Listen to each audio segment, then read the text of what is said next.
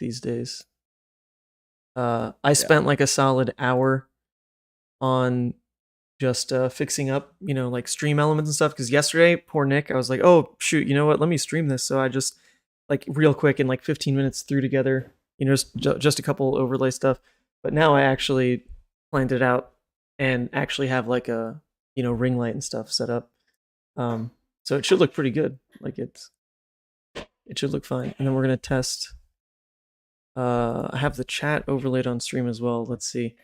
Can you all see this? Question mark. How does it pop up? Can you all see this? Okay, it does pop up. It's not, honestly, that's not framed super well, so maybe I can change that before we jump in.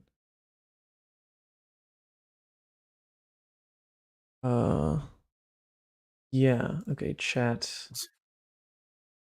You're talking about on the actual stream? Yeah, on the stream, because it takes 24 hours for YouTube to upload the chat. So for people who watch it like right afterwards, having the chat on screen is helpful. Gotcha. Where do I add padding? Okay, honestly, we can probably just leave it. It's fine. Okay, whatever. We'll leave it. Okay. So if for people tuning in now, I think it's been enough that some people are probably here. We've got Peyton Laufenberg to play some games today. And Peyton is the Dromai player who is of recent fame, coming off a super hot weekend at SEGCon. And we played some games in practice, but we dodged each other in those Swiss rounds. So here we are to actually get some games on camera. Peyton, are you going to be playing Dromai? Is that the plan? You better. Yeah, I think that's the only hero that I got for the testing thing. So everyone else got two, but. And we're putting a lot of faith in your Dromai, I guess. Yeah, Nick also plays it, and I've been playing it, but. I thought my Briar was okay, but whatever. I don't know. Okay. Private. Is Alberto in the general? Let me open that up. No, I don't see him. Okay. Let me send you this invite link. We can start jamming. He says he's there. I don't see him. Yeah, I don't see him either. Ding. Go beat, I guess. Let me also see. What does it sound like? Because I also fixed my microphone. Okay. Let me do this invite link. We can start jamming. It sounds honestly like kind of the same. Okay. All right, I sent you the invite on Discord. Yeah, just making sure I got the right deck list. Let me also see. What does it sound like? Because I also fixed my microphone. Okay. Yes. Let me do this invite link. We can start jamming. He says he's sounds honestly like kind of the same here, but I don't see him. Okay. Yeah. All right, I sent you the invite on.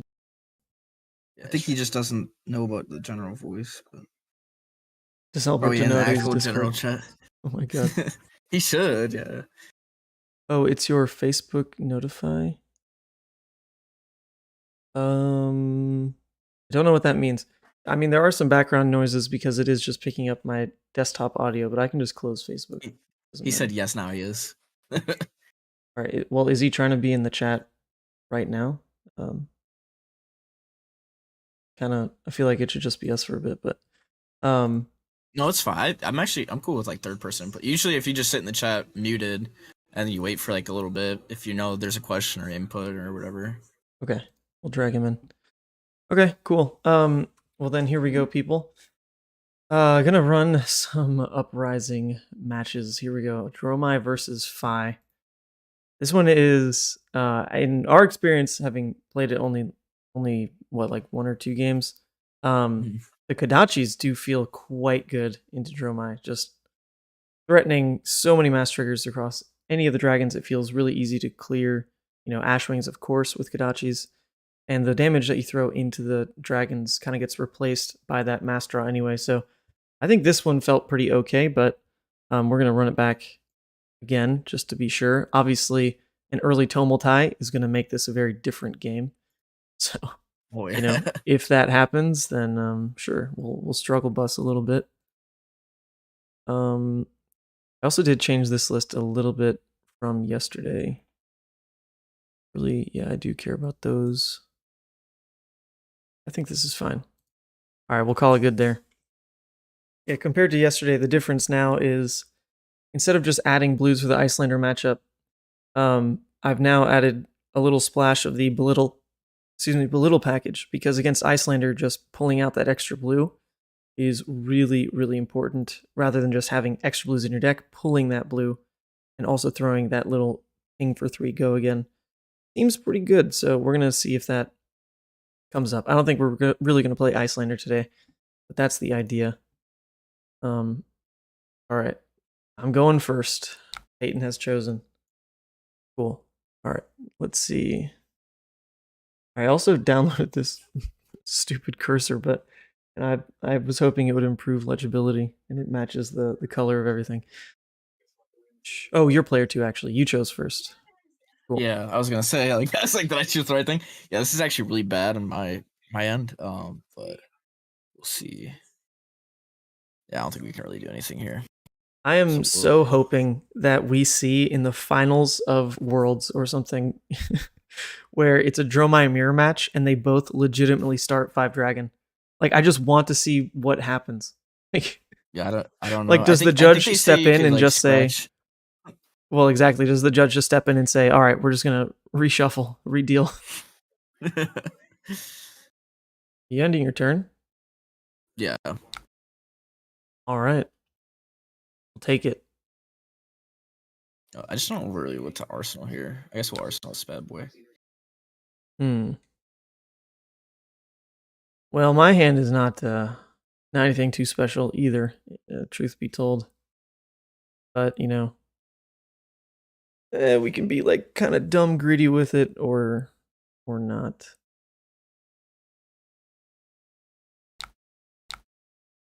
Yeah, whatever. This sucks.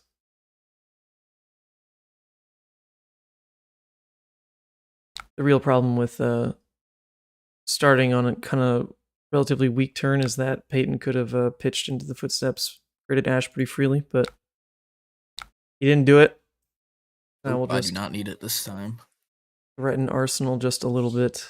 Obviously going to block this out. Oh, But what the heck? Actually, it's not too bad. It's probably not bad. You're probably gonna get my crown early though, because this is a decent hand, and I have the same card in my arsenal in my hand, so it's not like the worst. Just need another red. Playing out a popper is, especially in this kind of position, is like really not ideal because this is a low pressure situation, but it's what our hand let us do.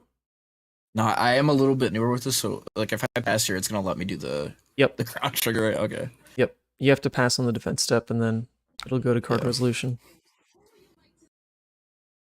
I mean, this isn't bad either. Yeah, true 5-card hand. Pretty nice. All right. Took the slow start. Oof. Man, aren't you drawing any resource cards today, deck? So what's going on here? It didn't change you at all, resource-wise, from yesterday, but it's how it's going to be, I guess. Is this like dude, this is like a really greedy, I could go for a really greedy play right now, which I feel like is the better play. But it's a really fucking, it's a really weird play. Refrain from language, please. Oh yeah, my bad. We'll do. Well, without any Ash, I'm not afraid of like getting rolled by an entire suite of dragons this turn, but my hand is not in a good spot to punish anything that Peyton does here, regardless. We'll just do. We have to do the safe way. Yeah, that's a pretty well statted attack there, bud. Good. We're trying. Right, so you have to pass unless you're casting an instant. Yep. Right. I have to like double click it. Yep. Man, my hand like really is unplayable, which is very sad. If we keep at least... Oh, it's just really that bad, isn't it? Man, it sucks to have to lose these. But we can't really play them out aggressively, so the turn's probably just toss this. Yeah, it's pretty bad. Pretty bad. But we'll just protect HP.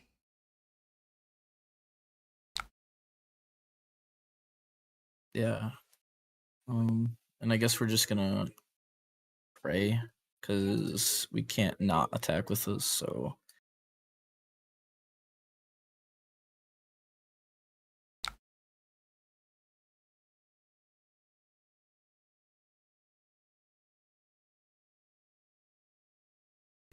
Yeah, well, that is quite a bit of damage.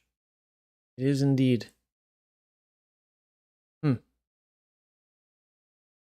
at least I know you probably have to keep one in hand to try to Kadachi it next turn. So, oh, actually, yeah, no. No, unless you have something in Arsenal, yeah.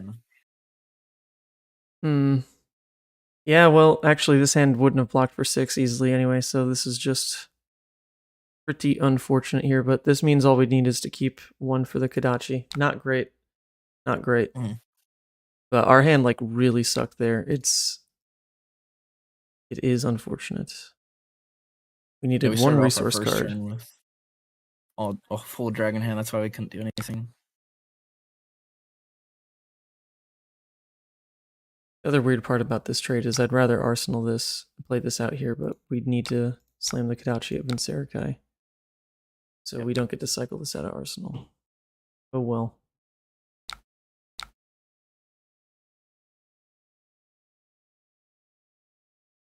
And still, the blues seem to be evasive today. Interesting.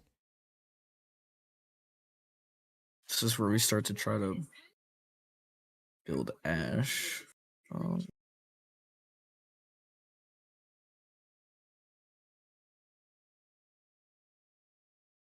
Little boy coming in for 1. Not so bad. Yeah.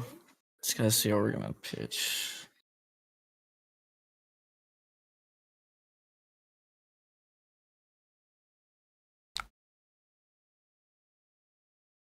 Yeah, there's my Kadachi right there. Yep, we're taking that, obviously.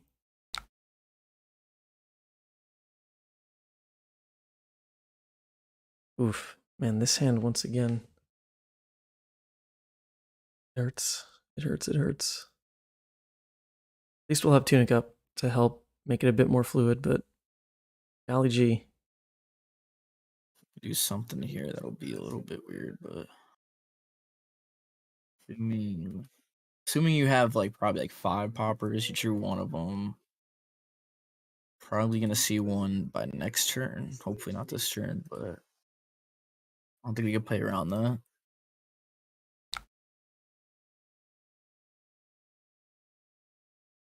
Well, even if I have a popper, that is just a very tiny dragon. Yeah. If he eats it, you're probably fine with that. Just debating on which one I want to go with first. Just after worst case scenario, I guess I could just arsenal this one. So we'll attack with him first.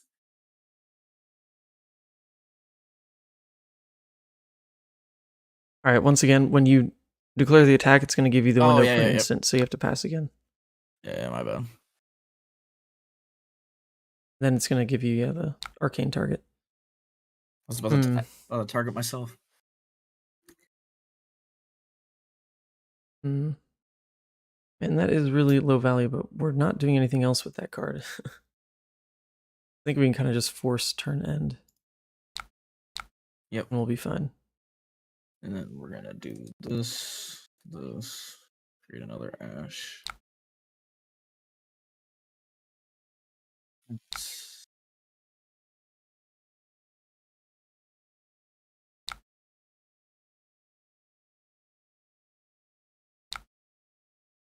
Oh, what I would give to make this a blue.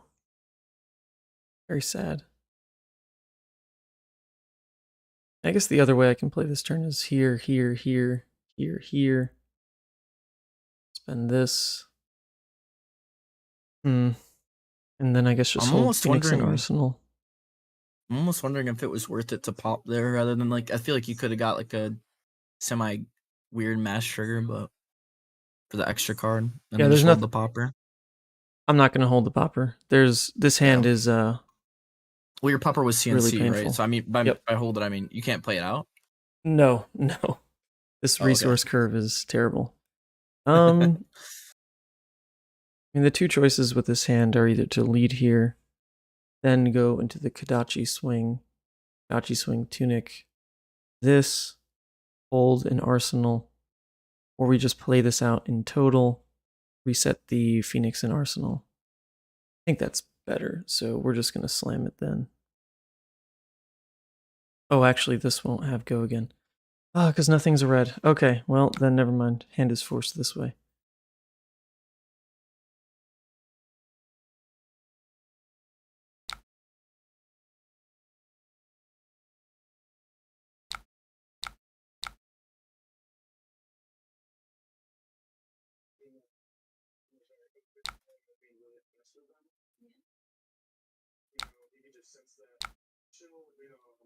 Hmm. Yeah, so actually eating the Kodachi block there is kind of funny because we had to play Kodachi as Chain Link 3 in that scenario. No matter what, so Oh, really? we were never really trying to make mass trigger on Chain Link 3 exactly. But you wouldn't know I that. had to. Yeah, there's no way. But also we ate an extra equipment on the Kodachi, so we're fine with that. Yeah, I have too good of a hand. Oh, Then we'll just slap this. this is for chain link car. Yeah, yeah, it is because the beauty of Kodachis, and then this counts itself. So this is Rupture active. Dang, that actually really sucks. I'd hope so. Like, I mean, the worst for this is I like almost have to take it, and then even then it's like, And I wonder if I can even get super greedy with snaps just because I can't clunk more than I clunked those first two turns. And snaps is like kind of that anti-clunk button. So if I use it now, it actually is 6 damage, which is pretty relevant. Might just do it, because we'll see. So you declared no blocks. yeah. Interesting. Yeah, I'll see where this takes the turn. I'm fine with this. I have faith in the deck now. I can't clunk again. There's no way. Alright, and I hit the Kyloria. Cool. So then Chain Link 3. Threatening Mask would be this guy. So we can either make it a 2 or 4. I guess we'll play the 4 out.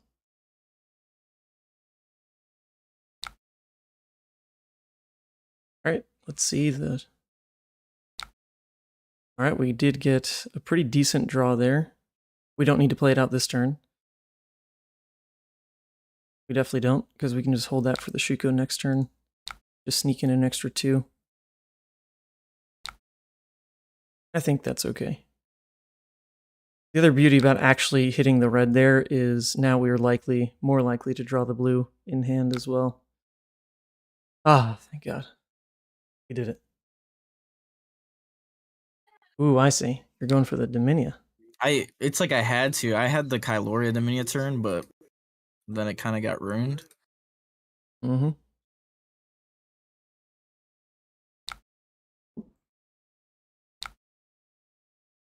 Blue dust up.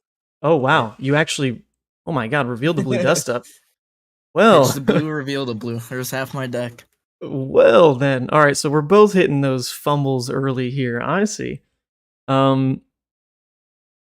Interesting. Well, I wasn't going to block it anyway, but this does give us more things to think about just in terms of maximizing the damage then. Because when we do hold the blues here, especially even this card, where if it hits against Gogan, this can throw itself at the Dominia. So that way we don't waste that much damage. We can actually go here, here, here, draw, and not necessarily even waste the blue, because this is the one we're pitching. So I think we are fine. We don't need to block this. We'll take it. That's a great idea. Yeah, I don't think there's anything else I could do. 4 health dragon. Let's trade in 2 blues for a new card. Would have been great if I could get a card out of your hand. That would have been really, really nice. At least now I know I have a blue dust up. Now you've got that 1 card hand for 2 hit effect, baby. Let's see it. Yep. Alright. Okay. Here we go. Just gonna eat some dragons. And then this is great because now we're trading out the blue that we don't need. And it's going to hit gain go again. That's a nice little interaction. We're going to draw off mask. Delicious. And the soul bead, is going to feed into our Shuko trigger for the turn. The one weird part is, though, we'd have to pay for it, which is not actually ideal because we want to pay for this at the end. So instead, that means we could lace this in. Hold one of these. Nah,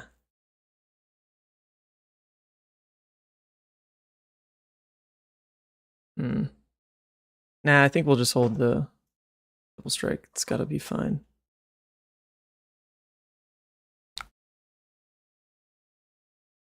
Well, I mean, there's other things that can happen, I guess.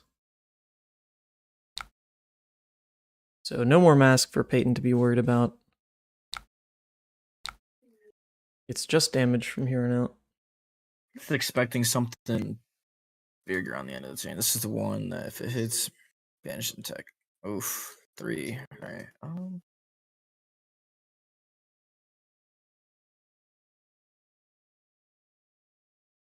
Yeah, we will probably do this. Okay. All right, so we're just going to hold this here.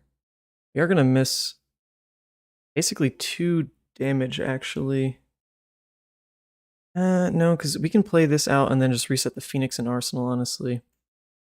That way we don't waste the damage. I think that's fine. So in that case, we'll just keep going with these little pings. We'll just keep going. We'll keep going. 2 because of Shuko. 2 because of Shuko. I played the Soul Bead. It's pretty minor damage, but, you know, at least it's landing. This might have been a turn for a, you know, dust up Silken Form Quell turn, but because we know you got the blue, but I don't know, maybe you also have Tomotai. You never know. You never know. Oh, all right, my so now, goodness. Yeah, so now we're putting the pressure back on that Arsenal. This is pretty good. It lined up well. We're going to save the Phoenix Flame and Arsenal because this is now Draconic 3. Yeah. The worst part is just like we have to take this because this would have been trapped either way. But I'm honestly more afraid of the damage here. I mean, you're getting you're getting losing low. so much life. What am I gonna trade with next turn? You know what I mean? Yeah, you're getting low, but you've also seen, you know, the big tempo swings in poppers. You've already seen 2 of them.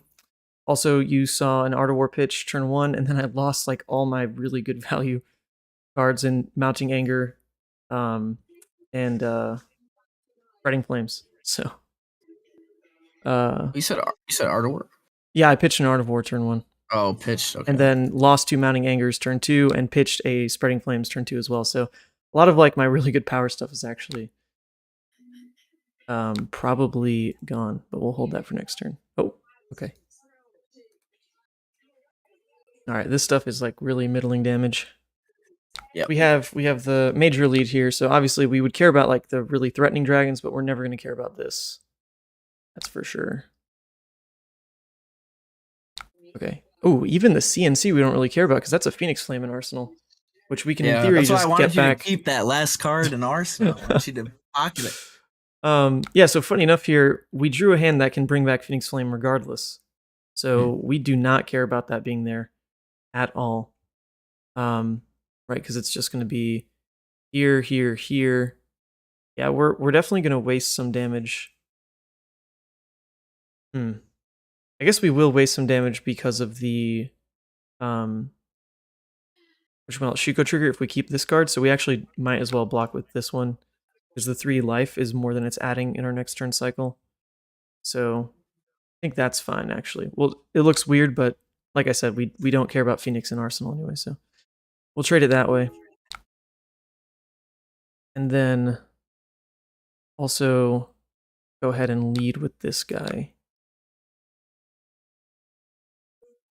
Oh shoot, it actually it's fine. I guess it's fine to do it this way. It should have been 1 Kadachi first.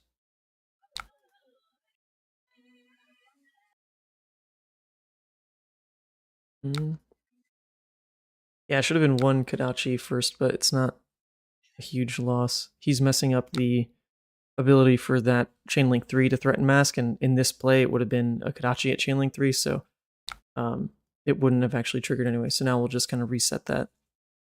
Keep going. This is going to turn the Kadachi Draconic, which then makes this curve beautiful, right? Because this Kadachi costs 1, then the Phoenix is free, and then the Kadachi can end the turn as well. Not counting whatever we might draw off mask, because the 3rd chain link here will be Phoenix, which is pretty cool. That will line up well. Pietro is in the chat saying, loving Kadachi Phi. Well, Pietro, if you get your wish, we'll get in that Phi Levia game tonight. Which, I mean, that's one of the reasons I was really liking Levia, was I think she destroys Phi. So that would be fun to catch on camera here as well. One of the League of Levia members taken down our dear leader, who has now been playing Phi too much.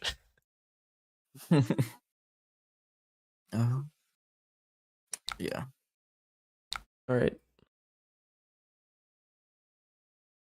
All right. Now, how do you turn this?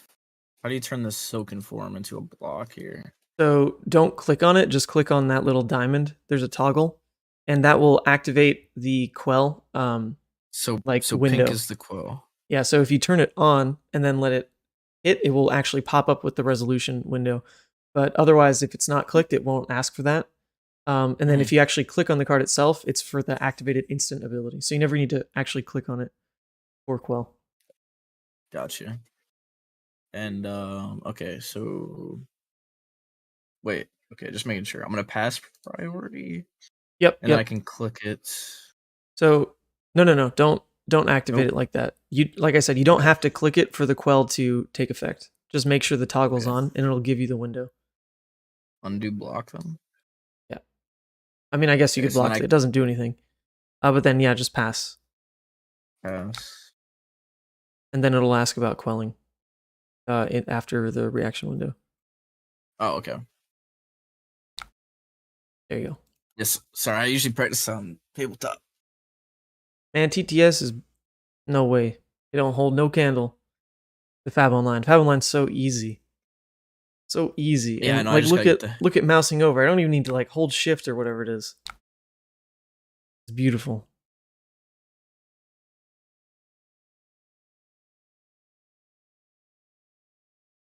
All right, we're gonna also throw the Kadachi here. Just it doesn't really like change any information we're showing, but I'm interested to see before I swing with Phoenix whether or not he pitches to quell. If he does, then I might as well just hold Phoenix. Right, just not swing, arsenal it. Okay, so he's not. So then I will throw it for 2 damage. Wait! I just got hit with the Kadachi. I thought. Am I in the quell phase now, or? Oh, I mean, yeah.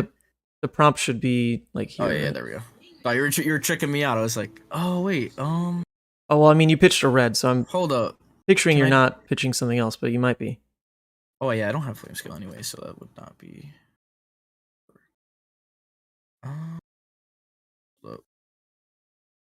Yeah, I mean, if you.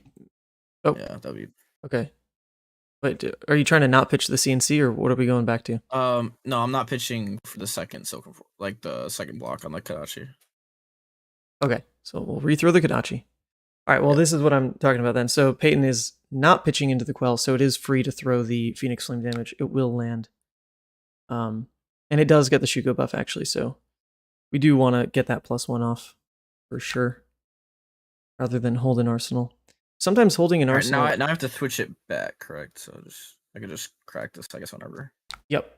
The other thing about holding the Phoenix Flame would be if I pass and then Peyton cracks the Silken form, I guess I could throw Phoenix. Oh no, because the chain would break when I pass priority, right? Or like, do I have to like physically close the combat chain, pass priority, or not? Because if I don't, then I can just pass priority, hold the Phoenix, and then if you crack Silken form, I can throw it at the Ashwing. Still gets the +1 because the chain's open. Oh yeah, so you're saying yeah, but I don't actually know if like the chain's officially closed or not when I like pass priority for turn. I don't know. I truly don't know. Yeah, I have no idea. I also don't know how you control it in this program, because the one problem I've had with this program is when I'm playing Levia, the situations where you actually want to close the chain to get your graveyard in the right spot don't work. You can't just, there isn't a button, at least I couldn't figure it out. There isn't a button to actually just close chain. And so Blood Debt Levia is like a little tricky to play on here because you just don't get that mechanic. And that mechanic's like a pretty good one, just saying. Oh, Ethnic Smoke. Hey, buddy. Apple Line's definitely easy, but I'm worried I'll miss my tuning triggers IRL if I get too used to it.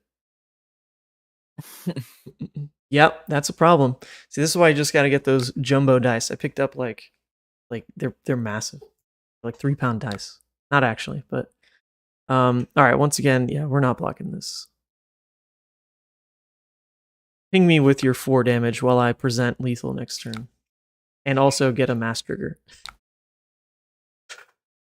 Oh, well, what would you know? That's kind of a hit effect, but we still don't care. Still don't care. You can manually close the chain. Where's the button? Is it this? Is that what this does? I think you just click the chain on the actual chain link, it looks like. Break the combat chain. Oh my god. Wow, so you can play Blood Debt Levia on this client. Oh man, I was sacking so many games because I was like, well, I just can't do that. But seemingly I can. Alright, I always wondered like what this was for. But yeah, it actually says break the combat chain. Well, who'da thunk? Who'da thunk? Not me. That's for sure.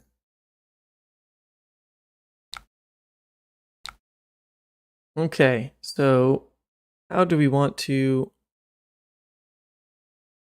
be as damage efficient as possible this turn? The unfortunate part is we want to guarantee the Kodachi swing. We do waste 2 damage by attacking these. So I guess we can throw this at face first, because maybe that lets us get away. Probably won't, but we'll just do it. Okay. That's fine. Yeah, so actually we have the choice now. We can waste these little... Well, no, because we'd be missing damage by doing brand. Maybe we just like kind of give up on the mask. But we shouldn't. We shouldn't. Oh, wasting damage doesn't feel good though. Whatever. Whatever, we'll do it.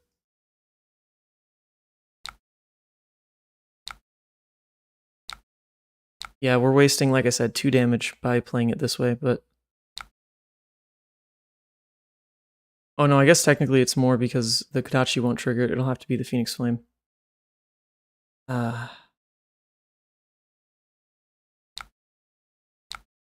it's still fine. I'll still do it. So we wasted 3 damage. Alright, but we drew a card that is okay. It's not super needed right now, but it's okay. And we did clear the entire board. So I guess that's fine. We'll just toss it in Arsenal. And we're not wasting the Shuko trigger because the Phoenix didn't actually nab it. It'll be the Lava Burst. So it's fine. That's the thing, like you throw the damage in the dragons and you tend to like recoup it with what you draw. It just felt really bad there because that was 3 extra damage that the Spreading Flames was giving us. But, we're in like a really great spot here, so... Okay. And we can draw that. That's nice. Thank you, game. Thank you, game.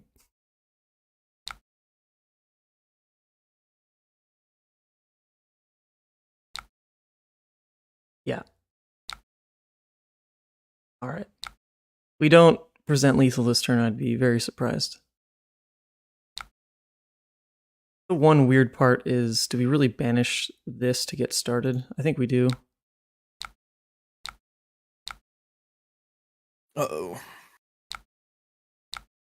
Yeah, there we go. Double? Yeah.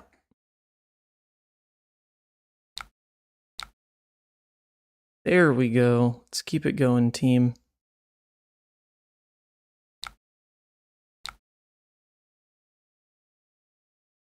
It's actually not too crazy, but it will be a lot of damage.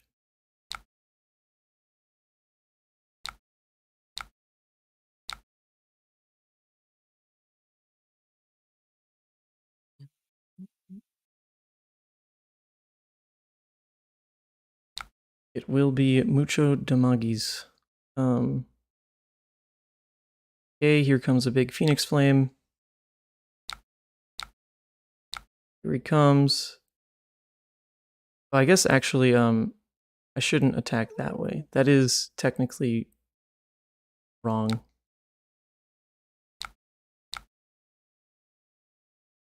So, doing it this way sets up the mask better. But, I mean, it's just game over anyway. But this would set up the mask trigger. Okay, well, that was it. Yeah. Okay, well, 2 really horrible, clunky hands, but then, Fi just kind of spiraled because as soon as you place dragons, it means you get to draw them cards. Yep. Even so, that Viserai, that definitely made this game feel worse from the get-go, because not only was I not drawing the damage I needed, but I was also then punished by not even having the block I needed, so that was like a double punish on those first 2 hands. But it wasn't enough to take the game. It's a lot of damage, but it's not 5 damage. Cool. Yeah. Normally here you just basically just rely on the fact that you can block, hopefully, and then come in with a dragon if they don't attack dragons, but it's really hard for that to occur when you got the mask up just all the time.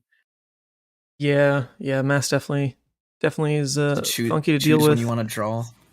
Because the one thing you can do that I was trying when I was playing Dromai on ladder, or matchmaking, because there's no actual ladder, into Dromai is really trying to not summon anything but Necria and Yandurai, and like not even really play a Rake. I mean, yeah, you want to play your Dust Up, so if that Ashwing sticks, it sticks, whatever. But giving them the little ones means that my damage soak is really efficient for card drawing.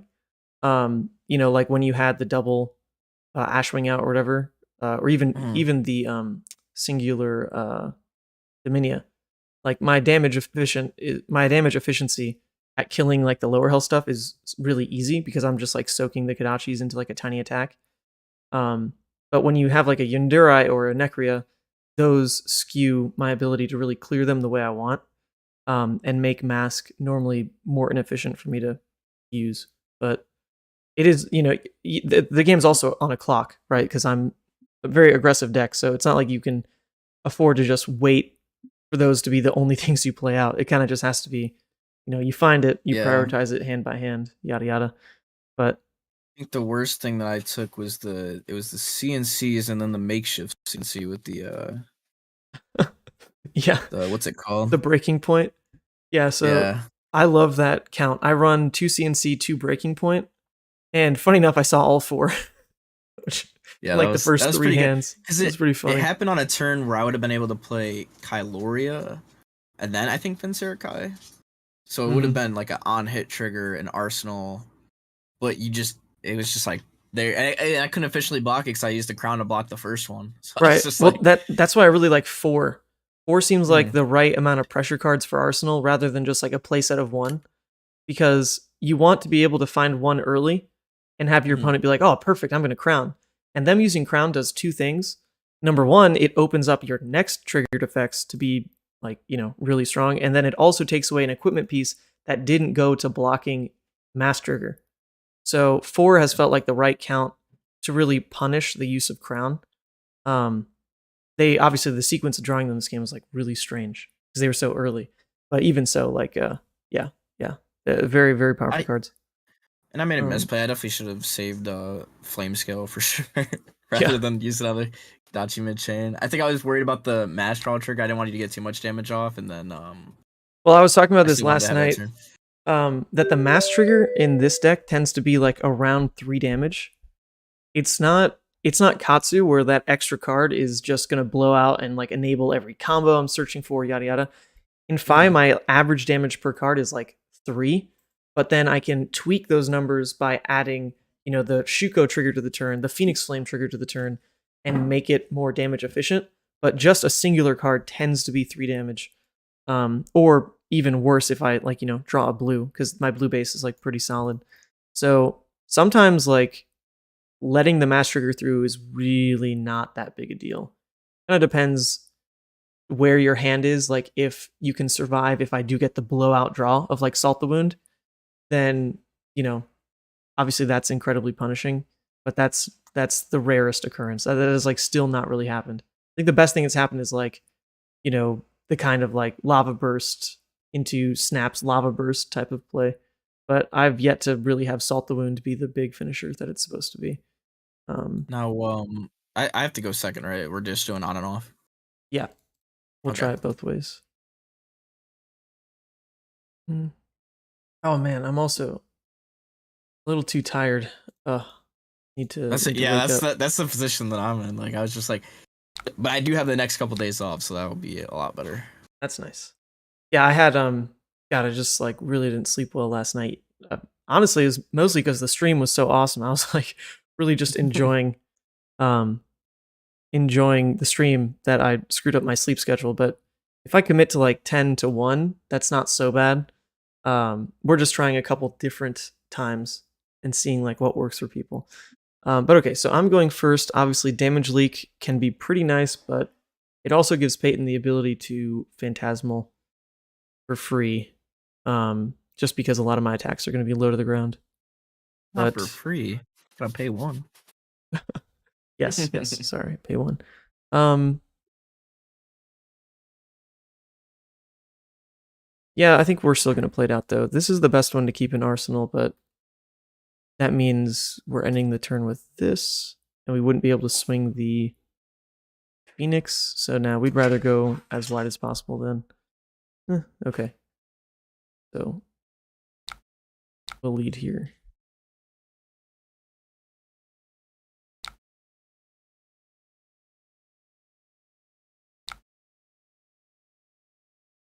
Then come in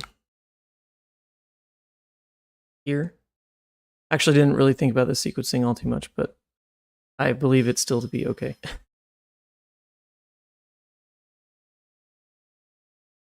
It's probably not optimal. We just don't want the Kodachi to be the third swing, so the way we're going to do it is a little funky. Arcane Lantern is an interesting piece of equipment to play. It's just for Icelander because you can't afford to swing double Kodachi. Because if you ever lead with a Kodachi, they can hypothermia you and just blow you out because the Kodachi doesn't gain go again. So you should always play it safe and swing Kodachi as your last part of that turn. And if you're only going to swing Kodachi like that one time, then you might as well just run Lantern, is my thought process. And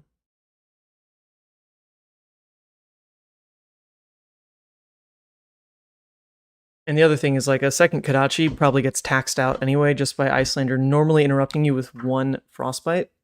And that 1 Frostbite is going to stop that 1 extra damage of Kodachi. So just don't run it. That's my ultrasound logic, right? Very untested.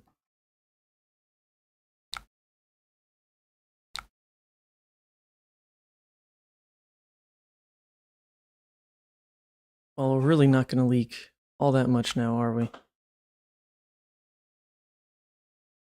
Look at that. Probably nothing with that Bindles. That's alright. Now we'll leak 1 damage, right? 1 damage. Yeah. 1 damage at the cost Oh of no, mash. 2? Oh heck. Oh. Thought that one was 1. Now it's the Shuko trigger.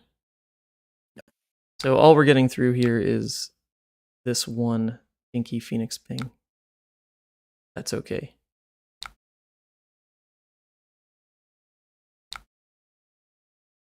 We also took a sync that was used inefficiently, and we saw 2 Asvalai gone because he pitched 1 and blocked with 1. That's a pretty decent 0-cost dragon for him to see. So don't really mind that. Don't really mind that. Alright, this is another beautiful part of having this card as part of your blue base. Quite good into this. Quite good when you know it'll hit. Alright. We take this. Take it, we take it. We turn our hand into little bits of damage. This is one of those above rate cards, though. Even so, should be fine. Yeah, because we're not wasting anything. Sure. Sure.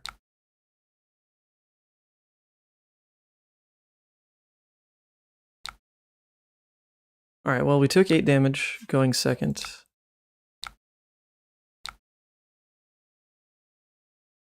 But our hand is going to deal a little bit more than that. Threaten the mask trigger. Always decent.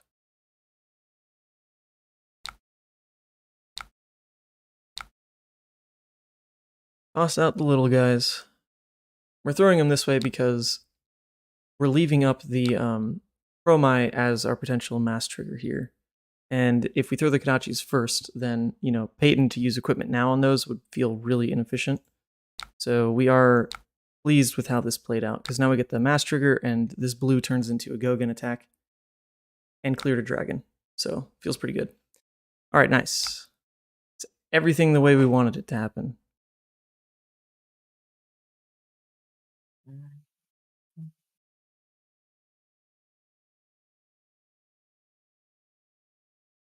Now we do have the option here. We're going to have the 1 floating, so we can use that to pay for the Phoenix Flame without having to play this out, so I think we'll just go ahead and keep that for Arsenal.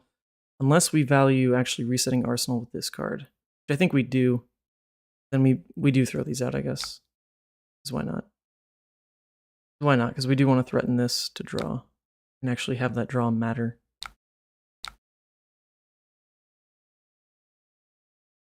So since there's no more mass trigger, we can just throw this. Throw all this damage. You should test Icelander against Icelander on stream. Yeah, I played against Icelander a few times in Columbus. I don't know who our Icelander player is. We've got...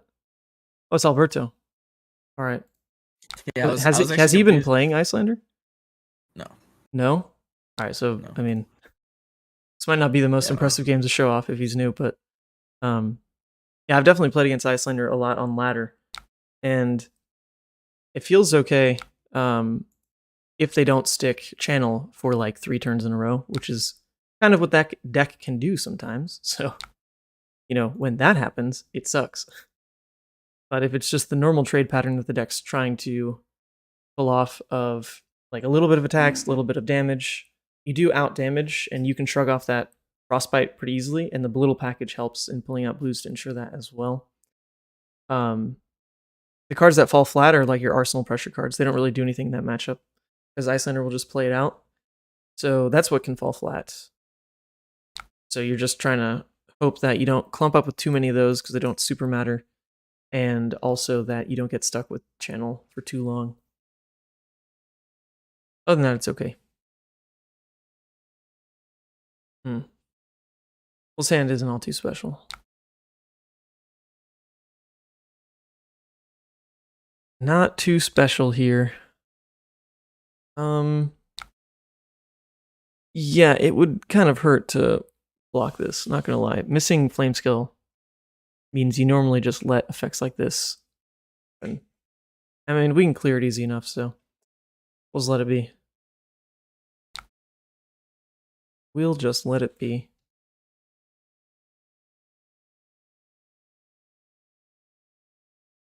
It's not really the Tunic turn we were hoping for, though. There's nothing, nothing to use it with.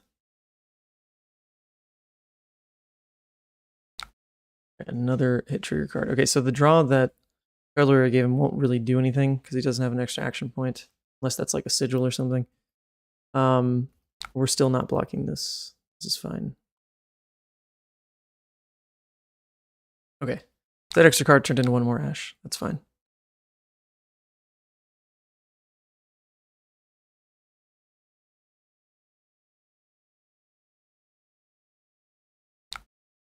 Okay.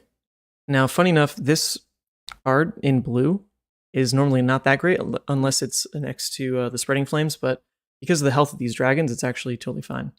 Because we're going to get to smack them and draw by doing it in this sequence. It's going to be a little worse for wear because this won't give the Kadachi tonic. That's fine. It will draw a card.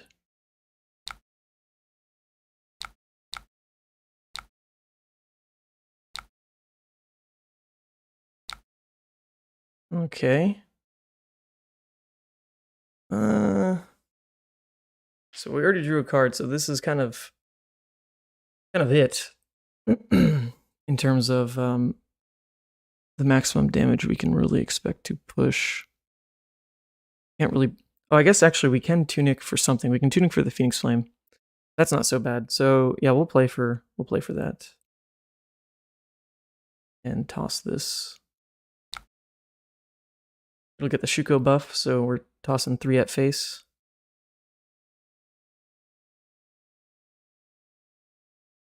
Andrew, yo, what's up, Ethan? Andrew, what Andrews do I know? Andrew Prejean. I hope I am not forgetting who you are, Andrew. And that you're not one of my like real life friends. That would be embarrassing. But hello. What's up is that I probably need some coffee or something. Because sleep schedule is like whack now from last night. Last night was such a blast though. That stream was a lot of fun. Like really a lot of fun. And so I set up the like entire stream space now a lot better. You can see the well, I'm looking this way because that's the second monitor, but you can see it right here. Oh shoot, hold on. I actually didn't have to well, let's undo. I didn't have to use tunic. I'm dumb. I undo again. Oh no, it's gonna make me go back to the beginning of the turn. That's not worth it. I mean, okay, let's just press buttons really fast. Let's just press buttons really fast. Here we go. We got it. Hit here. Right, pass, I think I just passed everything, right? Yep. Pass. All right, here. Pass. Here on this guy, pass. Wonderful, I know what I draw. We slam here. Did you block that one before, though? I think you did block. Crap. Yeah, because it was before. Then you did the tunic thing or whatever to get. All right, yeah. So here we go. Yeah, you were blocking this one. No, I was. Wait, was I? Were you not? I don't know. I mean, just reevaluate then. Do what you want to do. Yeah, I also have like a ring light set up now, which because I was makes me feel all official. Okay, here we go. Throwing out the cards.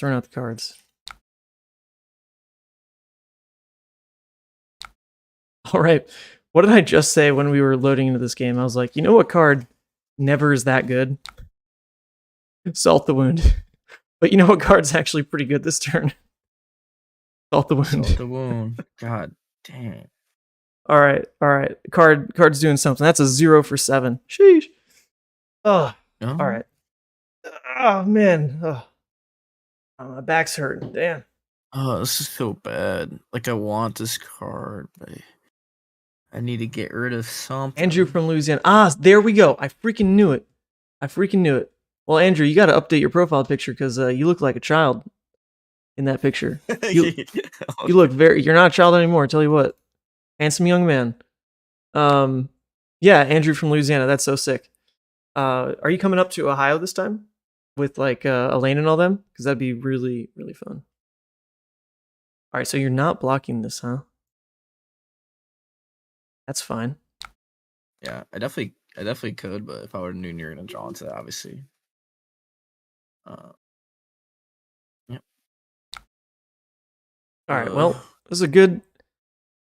I mean, actually, in terms of like damage push, that was still not that overwhelming. It was decent damage, but we lost 3 damage into the dragons, and one of those cards that we drew per turn was only worth 1 damage because it was a blue. So definitely still not a huge fan of the amount presented that turn cycle. And then, of course, we get stuck now with a hand that is missing resources, which we love when that happens. It's the best part of Fi.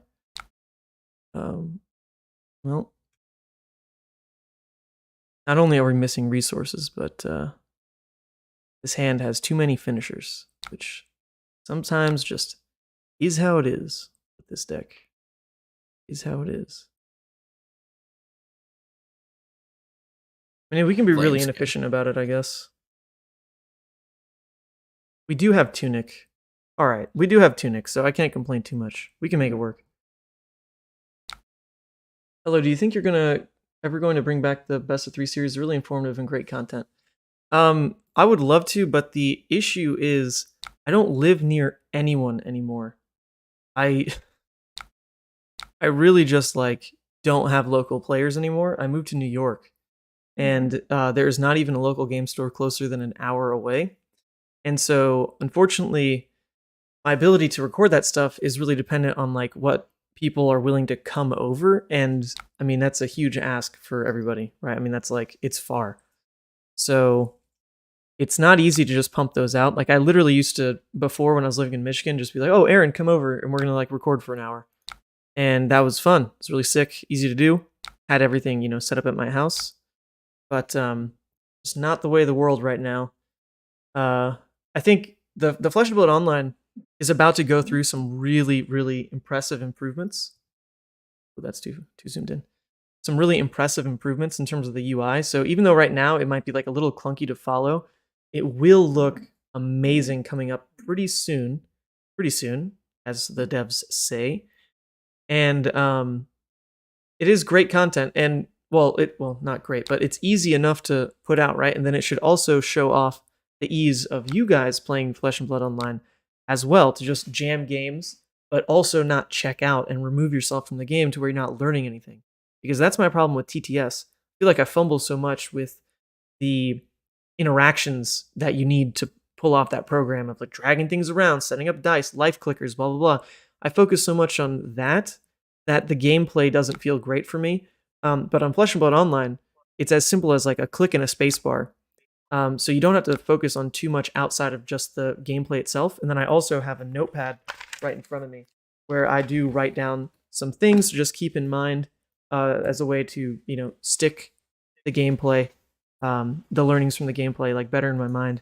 And also it's good for quick math because I suck at mental math. So when I'm adding up like 1, 2, 3, 4, 5, what does that equal? We have a notepad to help cheat. So, ooh, interesting. All right. So here's one of those spots where it is really dumb to pretend that snaps is good because you could quell and blow me out. So we won't do it. Yeah, I was gonna say because that's exactly what I was gonna do. Yep. So we won't do it because even so, a draw here is essentially 2 draws. So there's no way you were actually going to let that through, right? Because it would have been, or no, you did block the first one, so it wasn't threatening mask. But even so, it could have been an arsenal. So yeah, I really doubt I just didn't have the hand to play it out anyway, and I've been having this in Arsenal for the last 3 turns now, and I need to get a card to get it out. All right, our hand also not super impressive, but the beauty of even arsenaling this, which seems like a really low quality card, is that it's fantastic with Spreading Flames, and we haven't seen a Spreading Flames yet.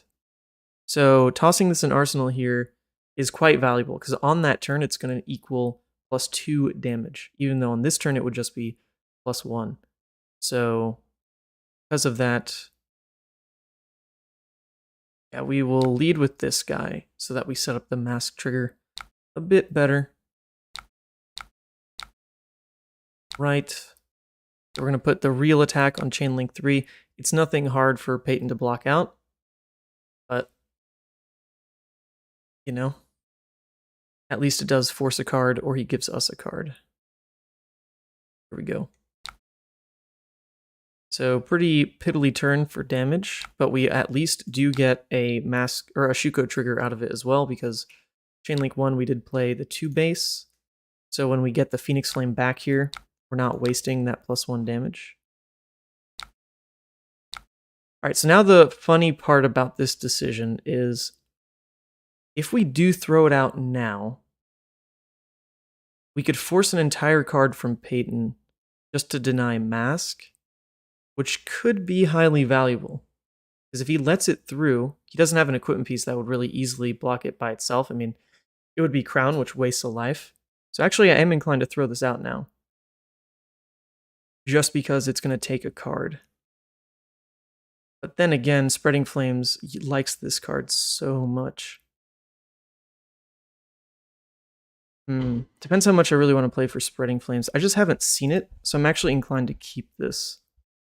I think I will. I'll go ahead and do it, because the other thing is I've already used Shuko that turn, so throwing out the 1 cost is nothing special. How do you feel about this Flesh and Blood Online? Oh, I really like it. I think it's a great way to just get the reps in that you need to really feel like you've made headway with the deck. Because you can build a deck, take it to like a local armory, and you're only going to get like 3 rounds in. And 3 rounds is not enough to really inform much. Oh, here we go. That's the big boy. That's stuck in Arsenal because I drew all reds for 4 turns in a row. I guess that's my deck, right? Show me a blue and a red. Nope, there we go. All right, so Mask is gone. But that's all right. We already put Peyton in a spot where. Yeah, keep in mind I had this 4 turns ago. That's why I was like trying to get it off, but just drew all reds. And it's actually really interesting. I think we do force snaps this turn, because we have a really easy way to just pump through the Tumultai and still draw a card. This is going to be low value here. The rest of our turn is going to suck, because we'd waste so much damage in a Tumultai. So I think we will just commit to snaps next turn.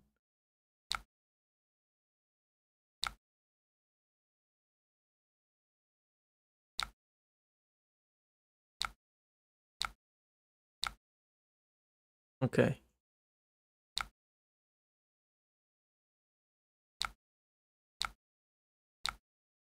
Yeah, the game's also getting to a point where I really don't think I'm gonna like brick one more hand for snaps to really be that relevant. We might as well use it now. Okay, so this draw actually does give us the +1 from Shuko, so snaps like ends up being okay. We're still gonna hold this in Arsenal though. And just end the turn with this guy, because it's damage efficient, because we're gonna spend 1 on this. Leading into, I mean, what we're setting up for is if we draw Spreading Flames next turn, we're really good. We're really set, because he doesn't have Tumultai to mess with our Tunic.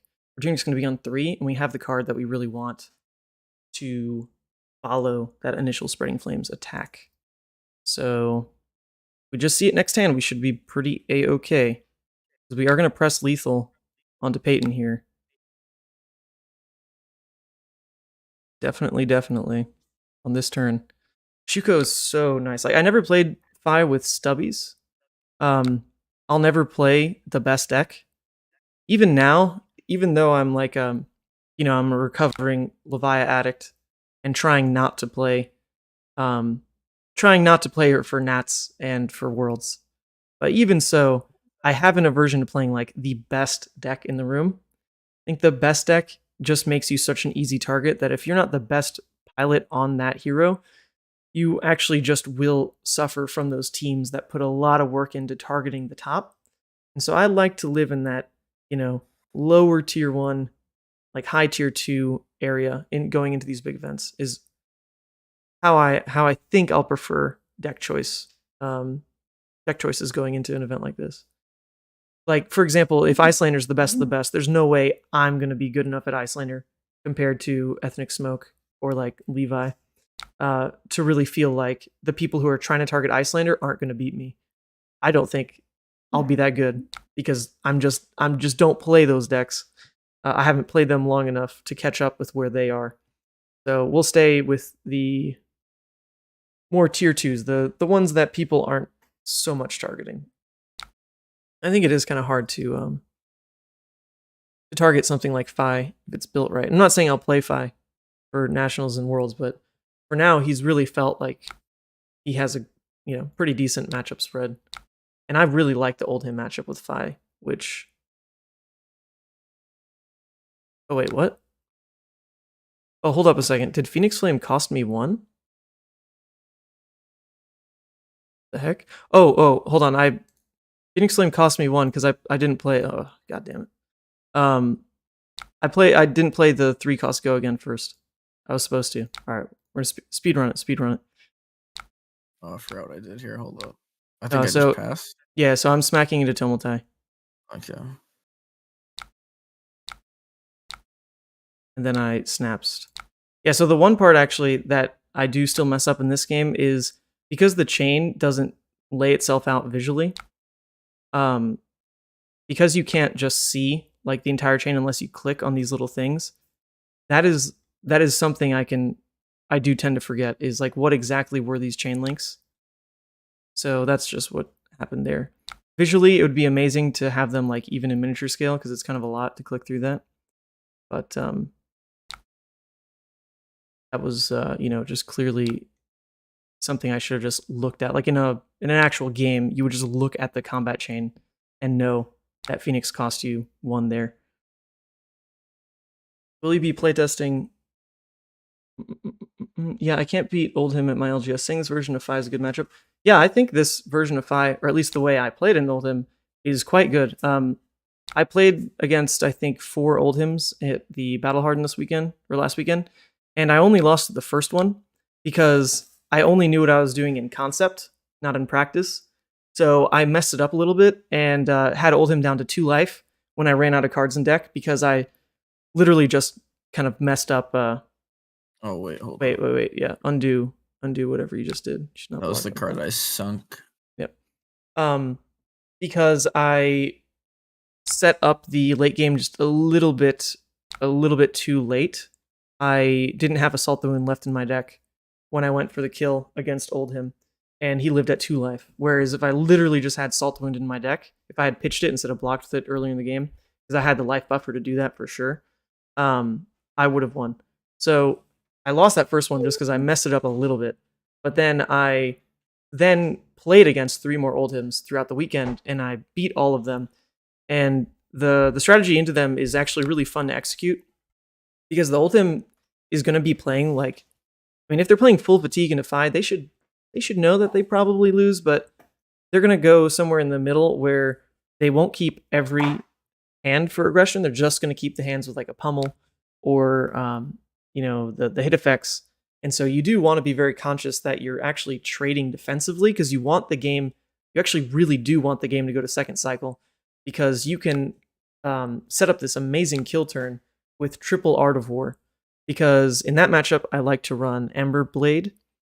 Oh god, this hand is garbage. Not like this game. Yeah, well, I mean, we're not playing that, so I guess that can go away. So you take Ember Blade, which gives you a really great excuse to pitch things like Art of War and Salt the Wound back into your deck. And you can set up for this turn where you have like an Art of War and Arsenal going into that cycle when you know the other Art of Wars are coming, and you play all 3 Art of Wars off of a blue, or if you had a Frostbite, then like your Tunic's going to still maintain that, where you pay for all 3 Art of Wars off of 1 blue. And then you just have this huge value turn with +3 on every single attack. You've got Mask of the Pouncing Lynx up to pull out that Salt the Wound from your deck as well. And it's just an overwhelming amount of damage for the Oldhim to really tank through. This sucks so bad. But we'll play it out. There's actually a cute interaction with our next attack that you'll see. Oh, Peyton. Not like this. Don't tell me you're just dead to Ancestral. Oh, Sigil. Okay, good. Okay, but the cute interaction here is actually that you can now play Blaze Headlong with Go again because it's seen the Ancestral. The Ancestral's a red card. which is pretty cool because it's not a red attack, but it's a red card that you played. Yeah, I can show the deck list. So if you look at yesterday's stream, I did like a quick deck tech at the very end of the stream, just kind of explaining those bits.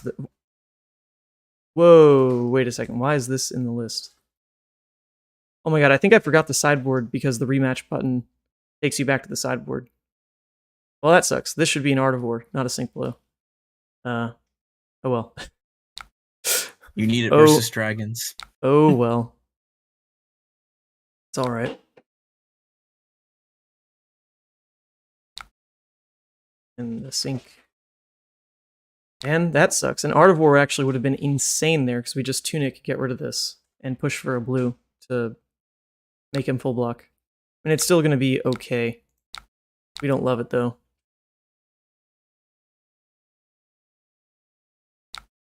We don't love it though. But this I mean, we're just delaying, or Peyton's just delaying the inevitable with this play anyways.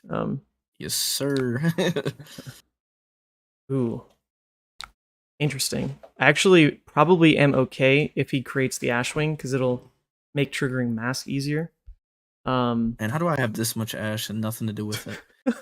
Well, it made you block with the Rake last turn. That's what you could have done with it. But then again, that gives me the Kodachi stuff. Alright, so we're banking a lot on this actually drawing us what we need here, but we're never blocking this. This could be really big for this turn cycle. We'll see. We'll lead here. We'll lead here. Yeah, the other thing is I never played Katsu. Like, it was just never my deck. And I was always fascinated by Katsu. There's this really great player in Chicago named Derek Watring who won, like... oh, Mask is dead. Thank you, Edward. Who won... like 3 RTNs back-to-back in the chain meta with Katsu. And I was always, like, hitting him up for tips and tricks, like, in that matchup. But, yeah, we'll just keep going. But I never picked up the deck for myself.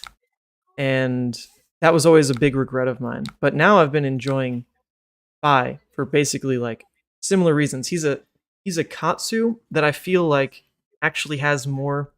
He seems more basic, but he does have more lines of play because your damage doesn't just come from pulling off your combo lines. Alright, GG's. Yep, GG's. GG's. His damage doesn't just come from pulling off combo lines. And I like that. There's more fluidity. I'm always happier to block, I feel like, in 5. There's some great games yesterday against Ice Lexi where, man, I full blocked for like 6 turns or something ridiculous because you just find your window and you're way less clunky to just be able to say, okay, like they stumbled, but my hands don't stumble, and we'll just jump right back into the game. So Katsu can definitely play that way if you hit, because then he can hand fix with the discard. But Phi's other benefit is in those aggro matchups, you can get you take the Flamescale Furnace, and just that on-demand block, plus the amount of like block 3s you're running, feels so good into playing against aggro. So yeah, he's just like, he's been a more interesting deck than I gave him credit for, like, no joke.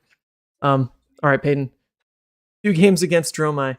I can play Viserai if you want to jam that and then tap out, or if you want to go now. Dang, the Viserai's a tough matchup too, but let's just do it. Yeah. All right. We'll do that one, and then I'll dip, and then you get Alberto. I think he should get his Dory. Okay.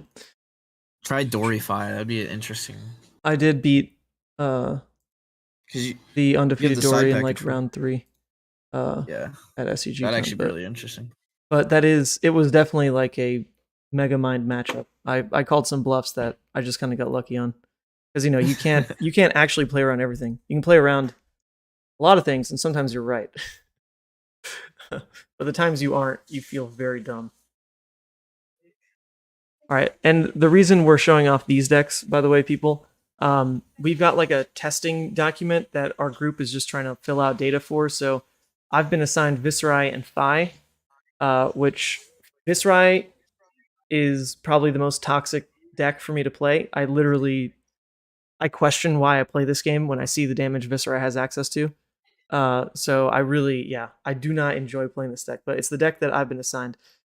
And after Peyton has to leave after this game, we can mix it up with a different roundup of heroes. And then we also have a League of Levia member who wants to play Levia versus Fi, which I'm more than happy to do, and I really hope Levia wins because I think Levia is quite good in Fi, and I also think Pietro is really good. So I'm eager to see that game come up later.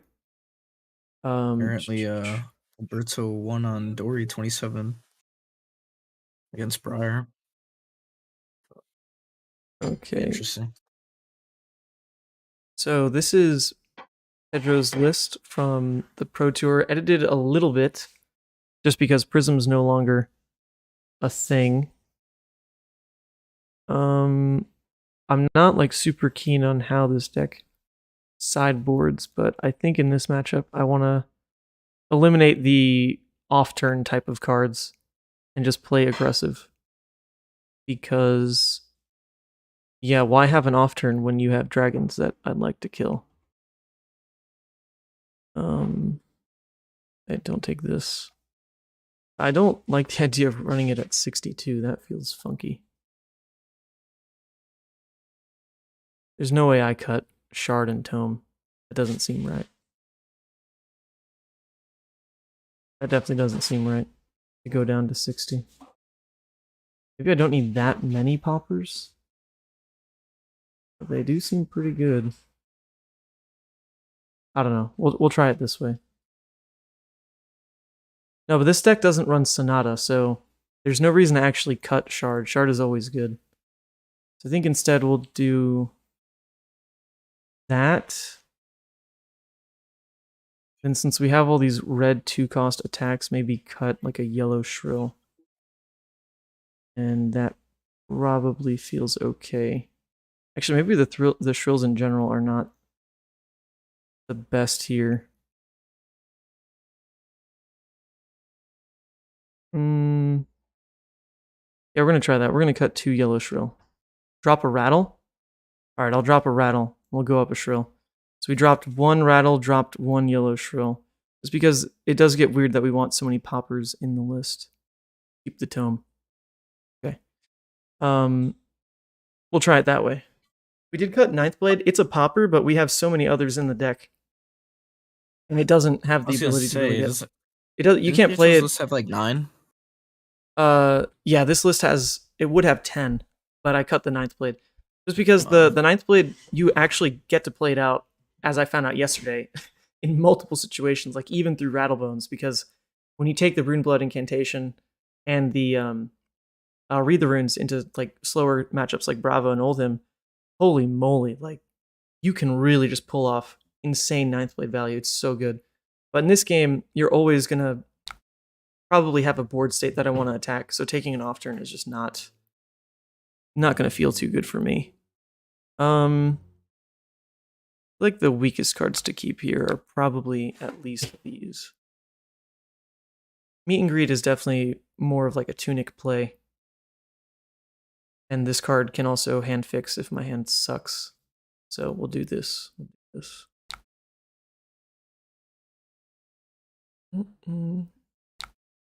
Alright, Ethnic Smoke is also in the chat, and he's another Viserai god. Okay, so yeah, this is the scenario where Become fixes this hand and lets me play it aggressively. It would mean I go without an arsenal, and I'd be getting rid of a red mauve. Yeesh. But we are going second, so the ability to put that much pressure even with this first red mauve is probably good enough. Woman Sant is coughing in the background. Yeah, this... I mean, since we're going second, the fact that we're negging some value is probably still fine, because we get to play and have damage that actually matters.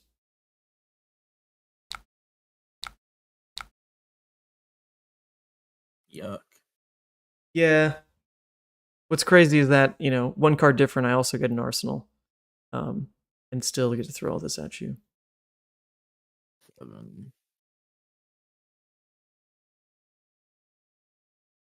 The thing about Red Mauvrian is that no one really lets this hit effect through. So yeah, I lost one, but it is pretty hopeful to think that like I really would have gotten the hit effect off of both of these. I normally you get the hit effect off of exactly 0. Sometimes the blue will, hit because if people are pitching into the null rune in a certain way, then the extra one it creates is totally fine because they already were pitching into it. The red's a lot. Red's 3 damage. There we go.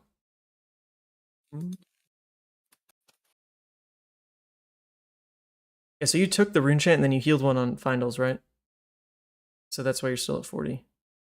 There was a rune chant that went to your face, I'm pretty sure. Yeah. Yeah, I think I'd get less life and then I'd gain, yeah. Yep, because it was from the Oath, Mauvrian. There was one thrown your way. Dang, getting outvalued by Findles. Ridiculous. It's because like even plays like this, you feel like you're like, oh, like super smart, and then you just get milled by like 20 by like Viserai. Even an average Viserai player, if they know the game plan just to attack dragons and come up with efficient rune chance, it's just gonna be a really, really tough matchup for Dromai. Yeah. Although people don't seem to be that hot on Viserai, funny enough, because he really does struggle into Oldhim. I think the average of Viserai's definitely can't beat an Oldhim. But when you look at a list like Pablo's, like it has the capability to pull off those gigantic turns to overwhelm an Oldhim. And it's still running the defensive package to potentially play into even an aggressive Oldhim. So I feel like this version of the list is a bit better at combating those decks at the top. But I also know nothing about Viserai's like other matchup spreads. Like he's supposed to be pretty good into Briar. I have no idea how he plays into into Icelander. Probably horribly, because that's a matchup where she gets to run Alluvian, right? Like, God, she loves running Alluvian in that matchup. But yeah, I don't know. Viserai is like just doesn't seem to be the hottest aggro deck anymore, which I'm fine with because he's a terrible matchup for Levia. Get him out. Get him out. It's fine by me. Interesting. I was gonna choose that card as the one to cycle, but I had a really bad card that I did not want trapped in here. Interesting. So this is gonna be pretty bad value if we choose to play it because it'll just create an extra 1. So this is ideally what we arsenal, and that way we can just pitch here, turn on this to go face. This can, just kill that there. So we're taking 2 damage to basically lose 2 damage because that's where our weapon will go next turn. But I guess actually if that's the play, then we don't need to keep this guy because we're arsenaling the Mordred. So okay, that's fine. It's not a popper, but like whatever. It doesn't fit what our plan is. Although I guess in theory, just tossing Erase Face at face is 1 more damage. So I should have just done that. Oh well. Yeah, that was better. Just keep the Erase Face because it's 1 more damage. But this is split damage, so maybe like in theory it's better because Erase Face Dromai can just block 2 if she even cares. So this does split the damage even though you lose 1.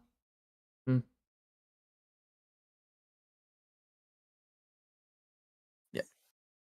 Okay.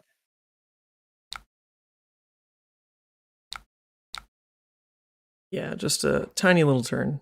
Tiny little turn. Did you play it? You didn't play a non-sec. No, I didn't. Didn't have one that I wanted to play out. Because one of the best things you can do with Viserai that just makes him absolutely insane is holding this card for Revel. I mean, it is so insane because you figure on a Revel hand, you are already going to have played at minimum 2 other cards. So that just guarantees Mordred just goes nuts. Just goes nuts.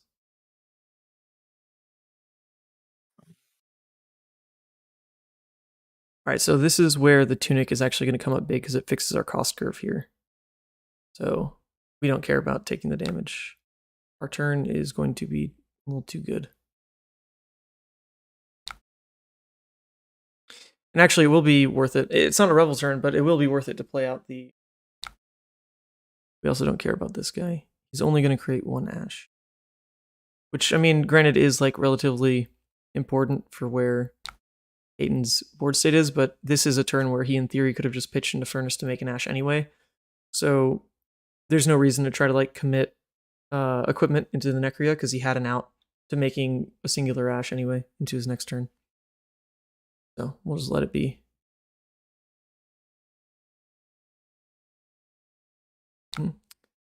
Did you not ping Necria with Asvali either? No, no. Was that on purpose or you just forgot? No, that was on purpose. On purpose? So, okay. I wanted to do the sigil play, but I didn't want to like bait like last play. I was gonna think about going down to 5, but I don't know. You have the 4 cost, and I didn't want to be like too efficient. I'd rather have you toss like a 5 in here, which you don't really. I don't think you have efficient 5s. No, there's a. I mean, that's like a blue shrill. I think it's. Do you run? You run the It's like the one that creates 2 rune chance comes in for 4, right? Yep, Spellblade. Yeah. So the only thing I that want that. The only tag comes in for 5 is the blue shrill. So yeah. You were smart to play around the red Spellblade, because tell you what's what I got. Goody. Yeah. Because I just didn't want you to effectively just be able to do it and then create a bunch of rune chance and then ping me effectively. I don't know. Yep, it's the boy. It's who we got. So Mordred's going to get great value because it's also going to trigger off of this creating the rune chance as well. So we do love that. And then, of course, Mordred gets extra efficiency by tossing in Meet and Greet into our turn cycle because of Tunic. That's actually the change I made to Pedro's list because he wasn't running Meet and Greet. He was running the yellow Lead the Charge. But with Prism gone, you might as well add in a card that specifically works for the Tunic cost curve, because otherwise Tunic's mostly there to just smooth your turns over. But now you actually have a specific card to play for on your like pretty, cookie cutter standard Mavrian 2-cost Rosetta turns. If you have Tunic, you just get to slot in Meet and Greet for free and deal basically 5 damage, potentially 6 damage if it hits. Which is pretty gross. So this would be 4 and then 10. Wait, no. 4 and then 9? Yeah, so there's 4 physical here. Oh no, 10. Yeah, you don't know the Meet and Greet is coming, but the Rosetta will at least provide 9 extra damage. Yeah, like me. If you take it, if you take it, then the Marvian will create an extra 1 as well. So there'll be 2 rune chance if you take this, 2 additional because of Mordred.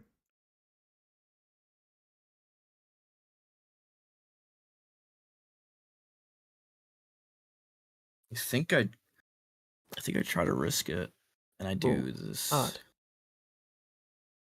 And okay, risking it. Okay. Man, rune chance just tear through Dromai is the issue.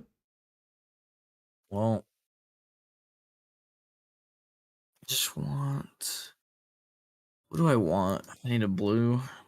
I'm gonna get it. Hold up. Honestly, I think Tumultai is relatively low value in this matchup as well. Like none of my. I'm not. That's okay. Because if you're trying to keep all this for Tumultai, I don't think it's worth it. No. Okay. Okay, good. No, I'm just debating on what card I want to sink. Oh, I see. Oh. Yeah. I think we decided. Oof. Then my other option is well, it's not much of an option. I'm definitely throwing Meet and Greet at Asvali, but I guess the choice then is, do I throw Meet and Greet at Necria into Rosetta at Necria? Oh yeah. Or do I just kill or do I just kill Asvali and send everything face? I think leaving the Necria is honestly fine because I do have a lot of poppers, so he might just choose not to swing with it. Oops, I don't need to activate.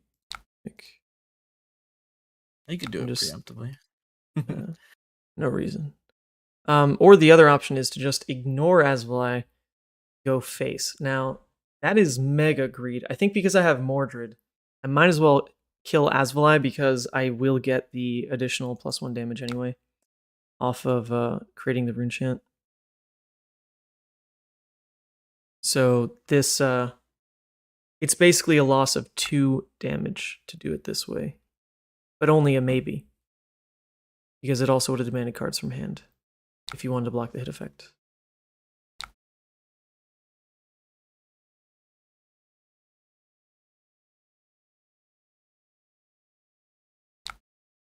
And here we go. Pew pew pew pew pew pew. All the rune chants. Pew pew. Was this 8 coming at me? Yeah, 8. 8, 8, 8. I don't even know what I can effectively do to try to come up back up with this damage. Let's see here. Well, if I block 8, I could do more than 8, so why would I? I guess I have to take it. Oh, that's really... it feels so like weird when that's like your only option. Because like if you block it, it's just even less effective. Mm-hmm. Yeah, Rosetta is just like the kind of weapon where if you even attempt to block it, you are probably wrong because it's just so card Yeah. inefficient. Just have to rely on bricks, I guess. Maybe. We got one of them hands. One of them Runeblade hands. It's okay. It is highly okay. Because, you know, it does other things in this matchup. What do we do here? If we know this won't do... it could do much, but this could do more effectively. No, because if you have a... yeah, I don't know. Trying to act like I know what I'm doing here. You better know, because you're like, you know, supposedly the Dromai guy at this point. Yeah, I guess. And is the like stuff I said, of I think nightmares. Dromai is you relying on other players' mistakes. If the player is not going to make as many mistakes, it is a lot worse for you, obviously.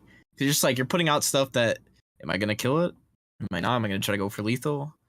And Oh man, speaking of mistakes, that Azalea player from Columbus commented on your video yesterday, or maybe it was this morning. And apparently he just started playing the game. Can you believe that? That dude had the mannerisms of like literally a veteran, like someone who started playing 3 years ago. It was so funny because when I first like entered that matchup, I was like, oh, okay, Azalea, this is like good, yeah. Like, you know what I mean? Obviously, you get that mindset, and then he started playing, and I was like, holy crap, what the fuck? Like, or what the heck? You know what I mean? What's going on here? He has mastered that deck, but he said in the comment that, you know, it's a learning process because he's not winning any games, but he knows he's playing the deck well. And I'm like, oh, buddy, that's Levia in a nutshell. You should join the league. So that's what we deal with. All right, make your play. Make your play. Yeah. Sorry, just trying to go to time here because we already know this matchup's over. No, I'm joking. So Andrew says, handed the stuff of nightmares. I mean, it's the stuff of nightmares for both of us because on my end it's trash, but it actually has the, you know, possibility of doing other things. Like if Peyton had kept, you know, cards for like a Dominion this turn, he'd be very sad.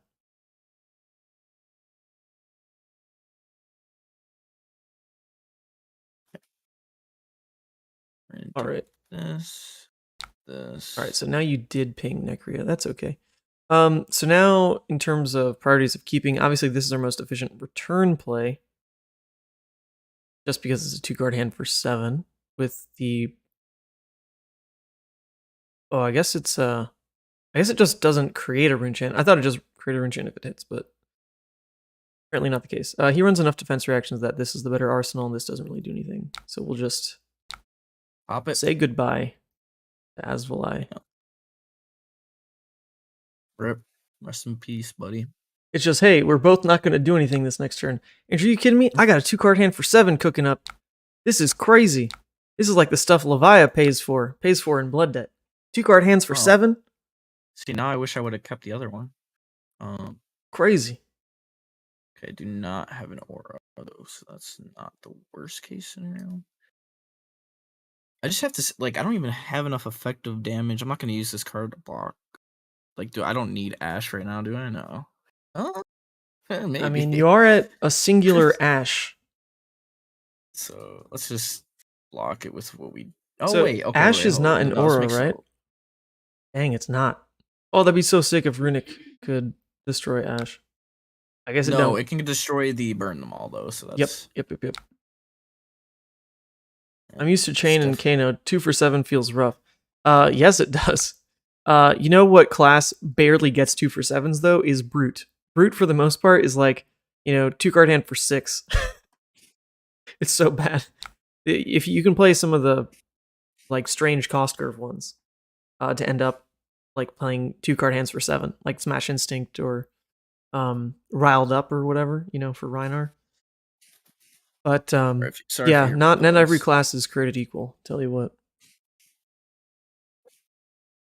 Although stuff like Fi, even an aggressive Fi list, only really pulls off a 2-card hand for 7. Because like Kadachi Fi is going to do Kadachi 5, or Emberblade Fi is going to do 3-3-1.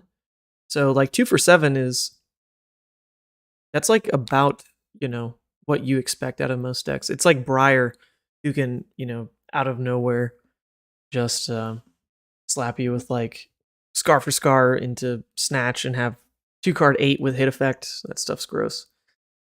5 damage feels like a lot, don't it?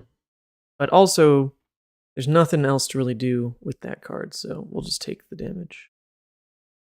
Let it happen.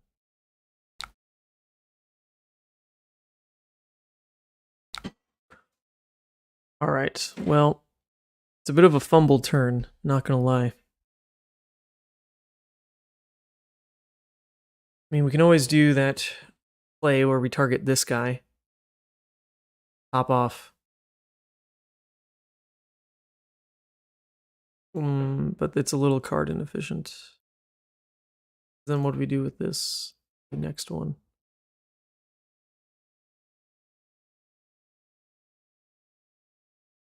Yeah, if one of these were another blue, we could craft the hand differently.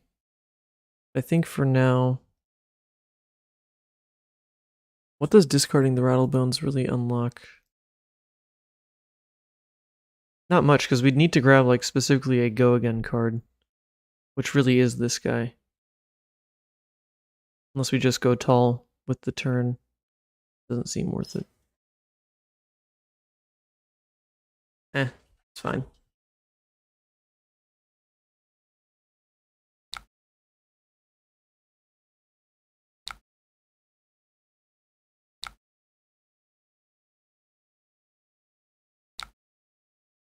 Alright. So we will get the pop in on the big boy dragon. Once again, this does feel really card inefficient.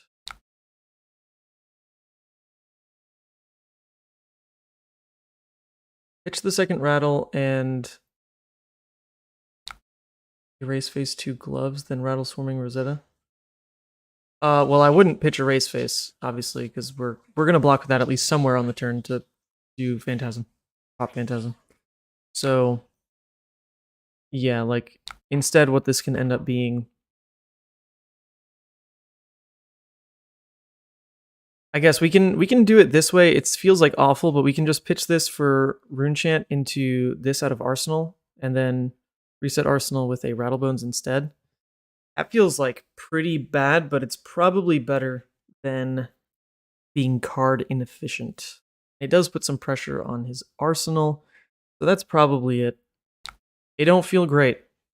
These are definitely some of them Viserai hands, unless I'm bad and I'm not seeing the perfect situation there. I just feel like I'm short of blue to really craft that the way I really wanted.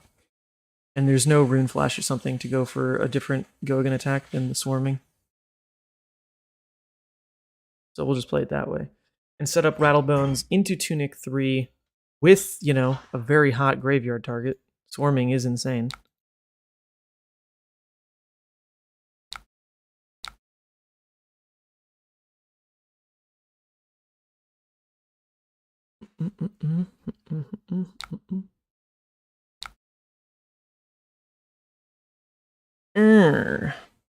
Well then. Feel like our decks aren't popping off the way they're supposed to here. Yeah. Even so, we do have at least the action to kick off the turn. So in terms of, well, I mean, I guess maybe I even crown here, but let me just think of, let me do some quick maths on the other lines. where instead we pitch in one of the blues to get this started, which then means the other blue pays for this. We have 2 floating. This grabs the Gloom Veil, which comes in for 4, plus the 1, 2 into Rosetta for 1, 2, 3, 4, 5. That sounds pretty good. We need both blues to pull that off. That means we can block here and here.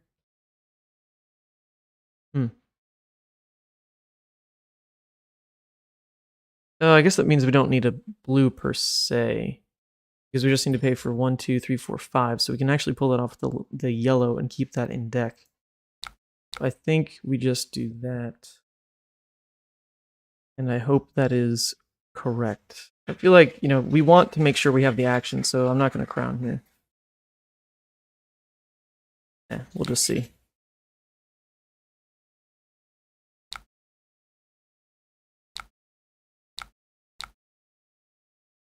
Ah, Grassler, Arknight, you're so good. And now we grab the Gloom Veil.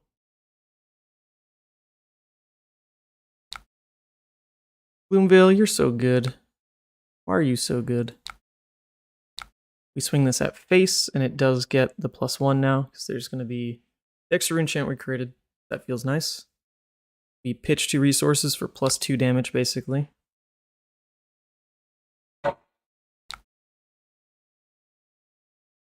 Then we can throw Rosetta. Honestly, it's probably at face here. There's only 2 Ashwings, so it's not like they're getting that out of control.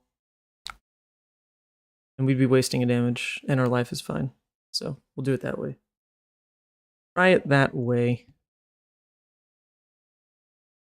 It's not one of those games, though, where I'm just drawing a Revel plus Marvrian Blue 2-cost.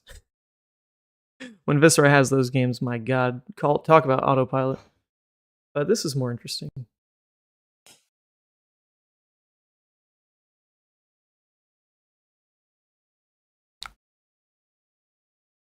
And we're banking Tunic for next turn, just in case of awkward pitch. Or if we do draw into like the Marvin hand with like a, meet and greet, like obviously that's what it's there for. Oh. What hand did I just talk about? Oh my god, this deck. Oh, this deck. What hand did I just talk about? Runeblade, you gotta calm down sometimes. I mean, it's not the most damage, obviously, because this could be better. But we're not gonna complain, that's for sure. Not gonna complain. We're also not susceptible to something like CNC this turn, which is nice. Okay, we're also at that point where the extra card he can draw here could be a huge swing if it's like a D-React or Sigil in Arsenal, so probably are going to use our equipment pieces here, but we're not going to cycle with Crown because it'd be just a little too greedy. Feels a little bad, but we're going to, present enough for the game to basically be over next turn. Yeah, skip on the Crown trigger. Color of being 2 life is so good for Rosetta. And then we take this. Then we take this.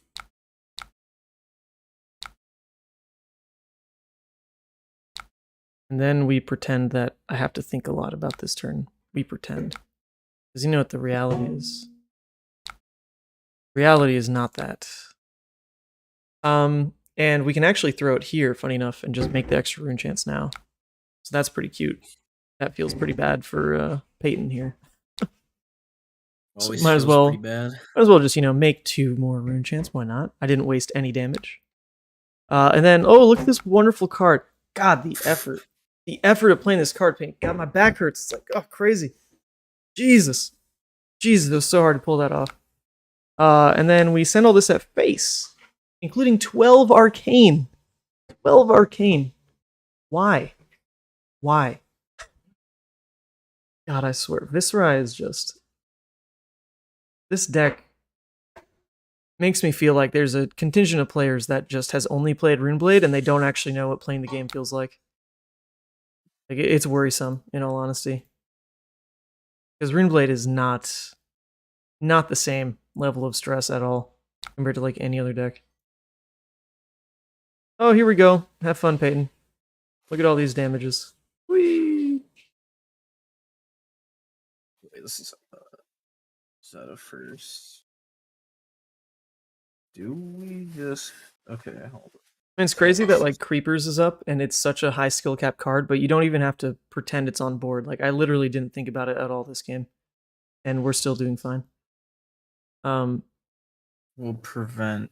There were definitely turns where it could have been nuts if we had resources and like a double non-attack hand, but that just like isn't really how the game came up. I just didn't think about it, and yet that's where all the skill expression is. Like, is in this card right here. Didn't use it. I wish you could respond to each rune chant popping the instant. Be kind of nice. So just kind of. Can you not? Because they resolve individually. So you should be able to. That's why it doesn't say I can. I'm trying to flame scale here. But I don't think that it's gonna let me. 0. Yeah, it's not giving me the option between, but that's okay. That is strange. Yeah, because they are different layers. Yeah, they are. So. Yes. So you can because they're all like that's what's visualized on the stack here is you should have a window in between each. Yeah, I mean the only thing it's really gonna allow me to do is to block 3 more rune chants rather than block a 3 with a Rosetta Thorn. But actually, it would be wait, no, it'd be 3/3/3. I mean that is significant though. So we can wait. Actually, you should have already if you want to rewind, the way you could have done it is because I have to respond to the Rosetta Arcane first because I have to be able to pitch to the Arcane variant. Yeah, so actually there isn't a way where I could like throw Spellblade first to make some rune chants because all the rune chants actually are on the Rosetta swing. If I could do it that way, I think I still lose this game. Okay, hold on. Someone said I have to click the little red diamond thing on the rune chant on my side of the board. All right, I clicked it. See if it changes anything on your end. Because I'm pretty sure all it does for me is give me the chance to respond, which obviously I'm not doing. Yeah, does that give you an instant? No, it does not give me. It just comes back up. Okay, wait. It gave you prior. On your side of the board, can you click my rune chant? Do you see a toggle? Because when I click the toggle, it actually does let me respond with an instant. So the toggle would be the same as like the Sylvan form, right? Yeah. Yeah, there's a button. See that on my screen. We'll try to pass again, and we'll see if it works because it definitely gives me the window. Yeah. So on that layer, it's asking me if I want to resolve an instant. So what I can try to do for you here, it's bad for me obviously. If I respond with Tunic, that'll add a different layer, and then maybe you can flame scale on top of it. Okay. So we'll just try it. Right. Oh, waste a resource. Okay, cool. There we go. Well, I mean, it's fine. We fixed it. We fixed it. And there we go. All right, and then I would pass. I can print 1 1 1 0 0, and then 0. Man, if that Tunic is make or break next turn, I'm gonna be upset. That's all right. I don't think it. Like I said, I don't think it's actually gonna matter. Oh, watch me draw the perfect hand with meet and greet. Dog. All right, no, it didn't matter. Yeah. This hand's not really playable anyway. I mean, actually, it would have let me do something a little bit more exciting. Oh no, I mean, never mind. That's a lie. Yeah, we'll just go ahead and pop that because we do have the play. All Rosetta would have let me do is keep CNC and actually create an extra rune chant with Arknight or with Grasp of the Arknight, which I don't think is like really worth it anyway. So it's fine.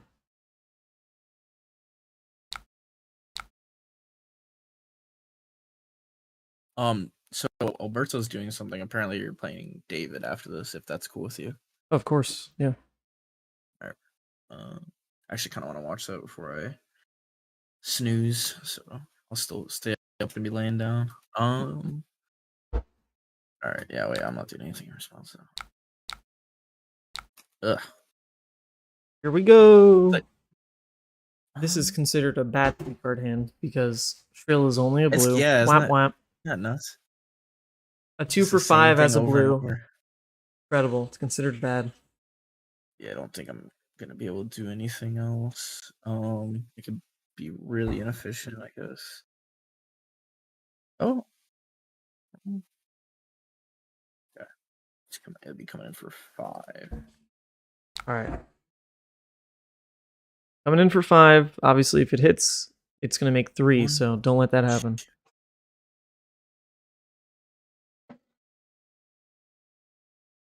Don't let it be hitting.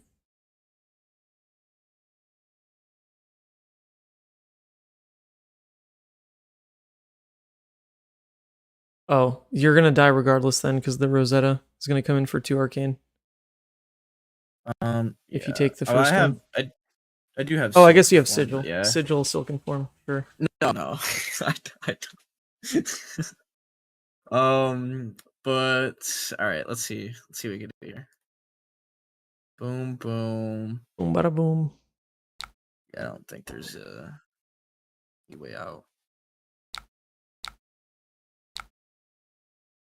And then 5 at you. 5, which, I mean, you can prevent, in theory. Silken Form, pitch a blue. Is it gonna let me Silken Form? Because now it's just yeah. bringing So up click the diamond. Click the diamond on Silken Form, and it'll give you the option to quell. Yeah. It was already active. So it should have, but now it's like it's saying prevent damage 2 or 0 or 1. Yeah. So that initial prompt is about Arcane Barrier. So if you say prevent 1, and then take 1, the Silken Form quell will pop up. Oh, okay. So that window is just for Arcane Barrier. Quell is the next one. Oh, actually, funny enough. Oh my god, funny enough, I should have broken the chain so that flame scale breaks. Oh wow. Okay, yeah. So if I broke the chain before swinging Rosetta, then you lose the ability to flame scale. There you go. That's like a little sideways play. Because in theory, like you use it here, right? This is on the chain. Yeah. There you go. Wait. Oh, is it choosing a card to pitch? Right. Okay. God, Peyton, how's this taking 10 years? Well, like, cause dude, it's coming up with like source from the chat, making sure I'm not just gonna like die and be like, oh. What do you think about Sift instead of Dread 0. Triptych? Anytime I use Dread, it's with a full blue hand or something, and Sift just fixes that problem. Well, this isn't my build. I'm not ever gonna play Viserai in any tournament ever. I would sooner quit the game. Yeah, it's not letting me do the flame scale interaction. That's fine. Okay. So I'm just using the test list that we have here, which is a little bit of an edit on Pedro's list that he made top 8 with. So, yeah. I'm not really going to innovate on this because there's no way in hell that I want to play this deck. It's just a way to get reps for everyone else is the idea. We're just going to be playing. We have all these things, all these heroes we're prioritizing to actually get the games in, and that'll be phase 1, where we just get some data. Then phase 2, we're going to hone in on like, top 3 decks or whatever and really grind and edit those top 3 lists. I definitely don't think this is going to make it up there because I won't be championing him for sure. What do I think about it, though? I don't really get why Dread Triptych really makes it into lists at all. It just doesn't fit the cost curve of Viserai. I think the reason that Pedro's running it is because Tunic does let you play it on those Tunic turns, right? So you've got your Tunic, which in this deck doesn't really add much to the core game plan, because the core game plan... Oh, sorry, Pablo. Yes, oh my god, not Pedro. Pablo, thank you. What Tunic is doing is actually just supplementing a little bit of the cost curve to whenever you have the Mauvrin or like lead the charge onto blue pitch into Rosetta, Tunic is now letting you potentially play like Runic Reclamations or Dread Triptychs as that Marvin card to then follow with Rosetta off the Tunic. So Tunic's at least letting this be playable, and I guess to be fair, like this does just create some free damage, and it's a blue. So that way, that play pattern makes sense, at least a little bit. But then I also added the meet and greets wherever they went. Meet and greets as just like an extra way to effectively use Tunic, because otherwise the list doesn't really use Tunic that much. But yes, that is it. That is it. David doesn't have voice, so you'd just be playing him and probably just talking to the deck. Okay. That's okay with you? Yeah, what is he playing? I believe he's on Briar. David's on Briar? Yeah. He's on Briar and Dash. Yeah. Okay. Wait, David's on Dash? What it says, I don't know why. Oh. Huh. Alright, yeah, just message him the link in the Facebook group chat. Yep. Oops, homepage. Alright. I'll catch you guys later. I'll be near you watching the stream from my couch, so. That's right, Peyton. Sleep well. Good luck. Keep up the good work. Keep you got all my counters in your pool, and I only got one hero to work with, so it's gonna be pretty tough. Me and you. Our games are gonna be next fun. Couple weeks. This puts me at 9-0 on stream games. Just saying. Yeah, that's really good. But it's only because I've gotten the good matchups, I think. Yeah. But hey, that's fine. I mean, I'm sure. That means I'm not losing the matchups. I'm not losing the matchups I'm supposed to win, so that's good. That's already different from Levia, I tell you what. Already different. All right, I'll catch you later. All right, see ya. Great game. Facebook. Oh, actually, let me open this in a different browser. You don't need to see my Facebook. I'll send this. All right, so David is another person, great player in the test group. He won the skirmish that I streamed most recently. That was David. Join David. But he doesn't have voice, it seems. Stopping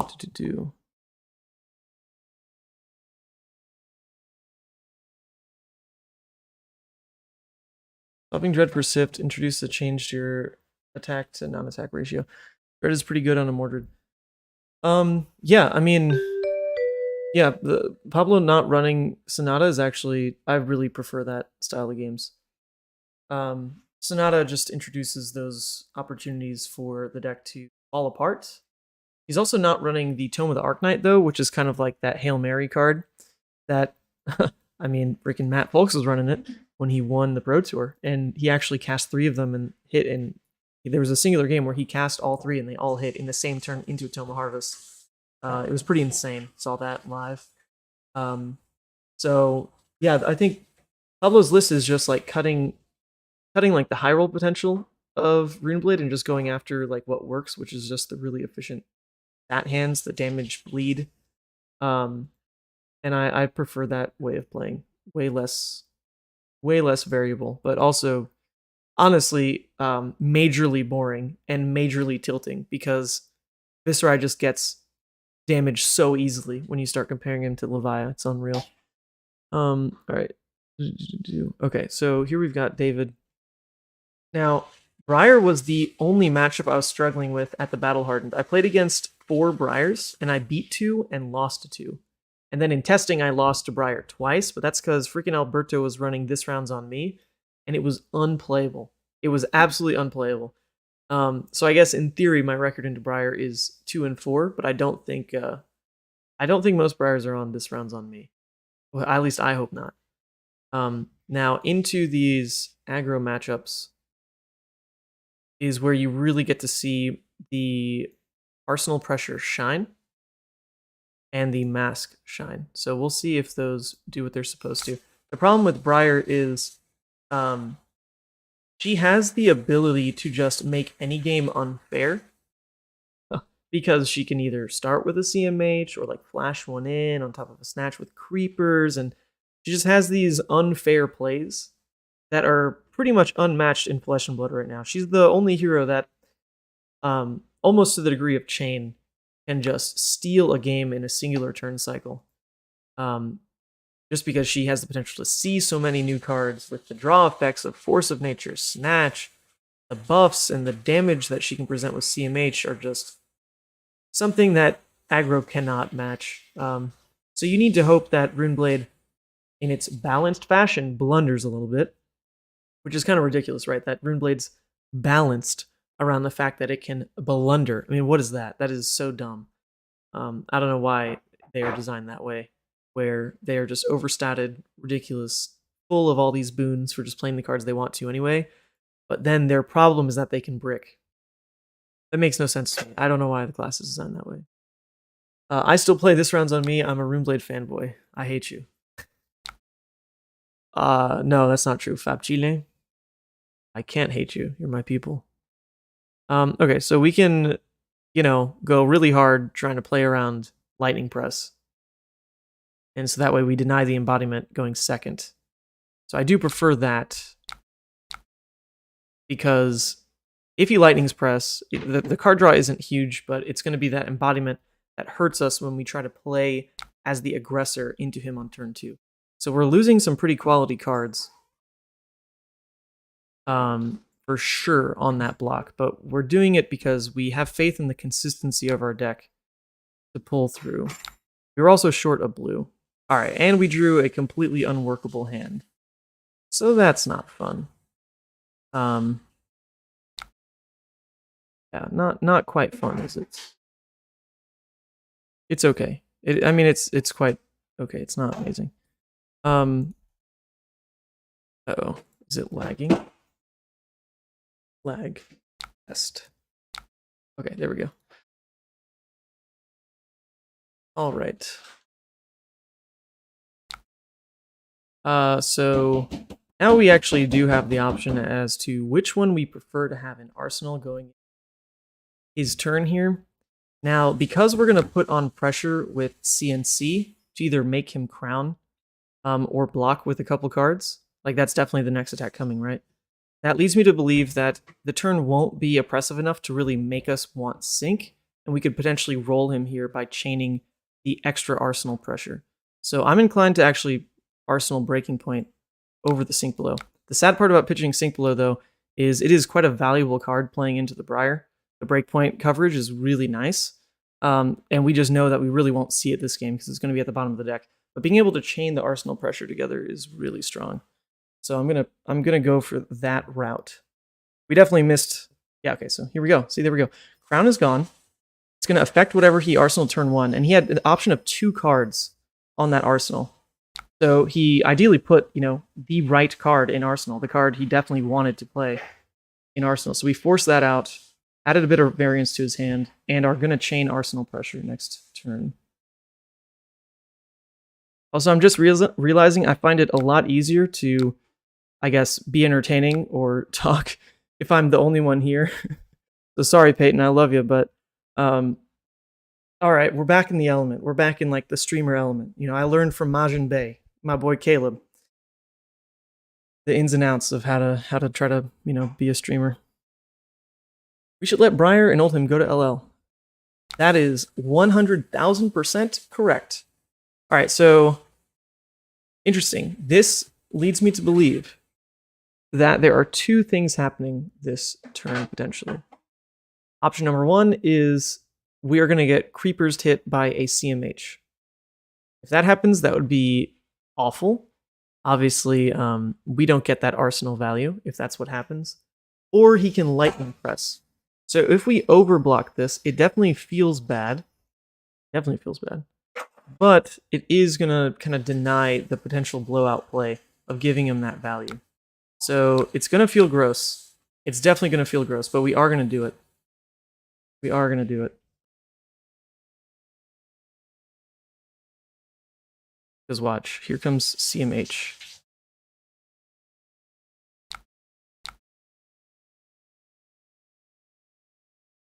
Yep. So, funny enough, the Sink Below would have really played around that. We didn't get it, though. We went for the breaking point. And we're actually getting punished for that, because this is not a blue. Really sad. Very sad, actually. I'm broken. This is a blue. We absolutely love where our turn is, but it is not. Our turn will be much more depressing. However, oh, okay. So actually, the way this worked out is pretty fine. Well, he's running into some Briar variants here where he missed on the Sonata. So his turn's just over, and we did outplay the potential blowout, right? We did. Big whiff. It's a huge whiff. But it also means the fact that we're not pushing breaking point is totally fine this turn. Because he's not... he doesn't have an arsenal anyway.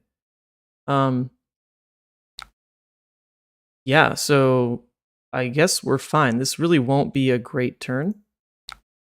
It won't be. The Kodachi 5, what madness is this? It's the deck that's undefeated, Chimera Chick. I have not lost with this deck on stream. I think that now puts me at 5-0, 6-0, something like that. And I'll tell you what, I haven't changed the world because I freaking bubbled at 9th place at the Battle Hardened. But I really had an amazing event. Like, I went 5-1. I lost round 3. That was it. I went 5-1, beating really tough matchups, honestly. Oh, interesting. All right, so we played it that way so that we would get the mass draw off, but what we're missing is that extra Kodachi or extra link to pull the Phoenix Flame out. So we did, by doing it that way, yes, we got the card draw off. Yeah, I mean, actually, it was the only way to do it. What am I talking about? It's literally the only way to do it. So, yeah, I mean, this deck has been doing wonders for me. I really enjoy playing it because I think it's way less linear, and you have more adaptability to how your opponent's playing because Emberblade is more card intensive than some of the lines with Kodachi. So, oh man, this hand's juicy. We like this hand. Okay, well, this is going to be a double CMH. Very clever. How interesting. David is trying really hard. Big brain pulling this off. Okay, if this is like a snatch or something. Oh, this is it. Wow. So it's going to be 17 damage. Which is a lot. This card is starting to hurt, not going to lie. But we don't use it next turn with this cost curve anyway. So it's going to be 17 damage, but he only 6-1 channel. And that means the tunic's gone. How is this 13? It should be 4, 5, 6, 7, 10, 13. 4 plus 3 plus 3 plus 3. Right? 6, 7, 8, 9, 10, 11, 12, 13. He's asking in the chat. I don't think you can see in the chat. It does get the Minnowism buff. There's two CMHs 6. Made 1 token. Yeah, the Minnow. Yep. Okay, he gets it now. Yeah, so I mean, we're taking this. We're taking this. It's significant damage, but we know that his first CMH only dealt 3 damage. His first CMH only dealt 3 damage, and that's okay. And even though he gets the embodiment, I doubt he's really going to try to use it to block this next turn. And we took away his tunic for the CMH with a full 4 cards. And then we have pressure once he's off these big power cards to hit his arsenal again. So I think we're fine. Like, it's putting him a little bit ahead, but I mean, this is like the weird Briar variants. This is how they call Runeblade balanced, because it can like be clunky. Big whoop. Okay. Our hand deals decent damage, so we're just going to throw it. The worst matchup I've dealt with personally is Icelander and Briar locally. Took me down to 8 cards in deck to beat our local Bravo. I think you're talking about playing Fi. So I'd love to... I don't think Ian's going to play tonight, but you know, there are multiple people in the test group, multiple decks to try against. He's a very good Oldhim pilot, and he is in charge of testing it both as like aggro and defensive, and I can't wait to play those games. And against Oldhim is really fun for Fi. I feel like Oldhim's your pet, and you just toy around with him. I could be totally wrong, but my experience is that you are more so in control of that matchup, and it is up to you to really lose it. It's about resource conservation. It's about trading well. It's about sticking the right cards back in deck. Oh baby, oh my god. Okay, so what does this tell us? CMH in hand. So that's already a potential attack that's not in his hand gone. It's already halfway to an embodiment, also gone. One CMH is gone, one is in play. And if these next two cards are two blue earth cards, for him to like play something, pitch, and have it stick, then we have another turn of being the forefront aggressor. So, man, this is great. This feels good to me. Just gonna throw in some damage. We're not necessarily gonna be like overly ahead on the damage trade, but we're in control of the pace of the game for sure. Absolutely in control. The other thing that we're doing by playing it out this way, which is very painful for David, hopefully, is we're threatening Mask again on just a 1. And he has embodiment, so his cards are not going to block for 2 anymore. They're going to block for like 3 or 4.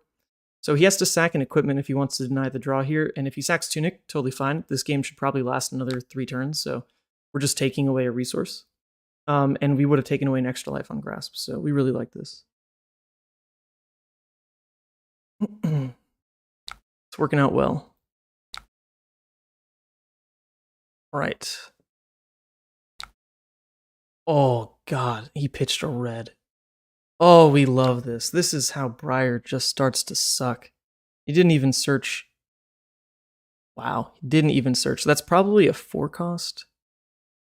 If he's not searching, or a 4 attack. So he's probably coming in for 7 after this, so we can expect maybe a hit effect. So I don't think we block this 6.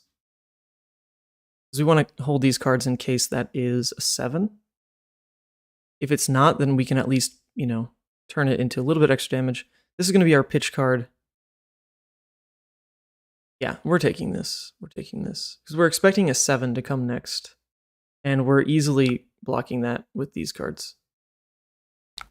Yep. What did I say? Oh my god. What did I just say? Insane.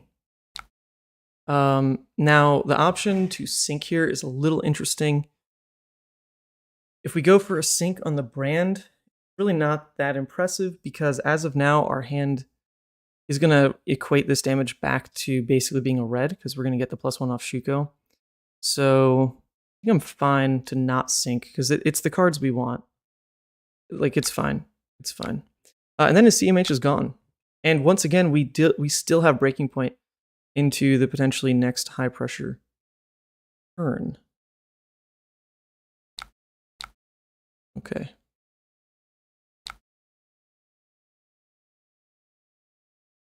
See, these are the play lines that Levia doesn't really get to use. You always like think of them. You're always like, yes, I understand what they might have.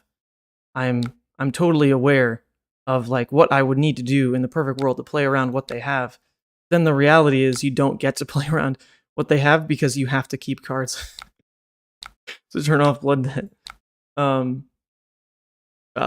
it's so sad. Okay, so this is basically his last turn to easily prevent my triggers, my mass triggers.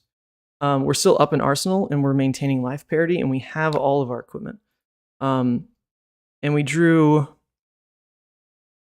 I mean, yeah, this hand...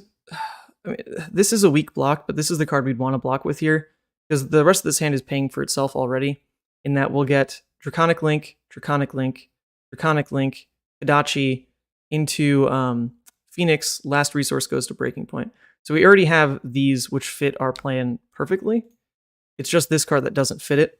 The thing about holding a blue brand for Arsenal is that it's really good leading into a Spreading Flames turn if you are starting to expect it. So here's the thing. He played out a Belittle. You guys can't see the chat log. I apologize.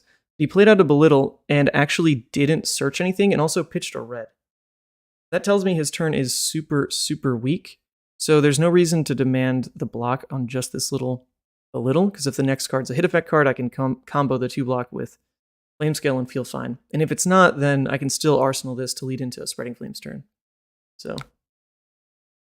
we're totally fine.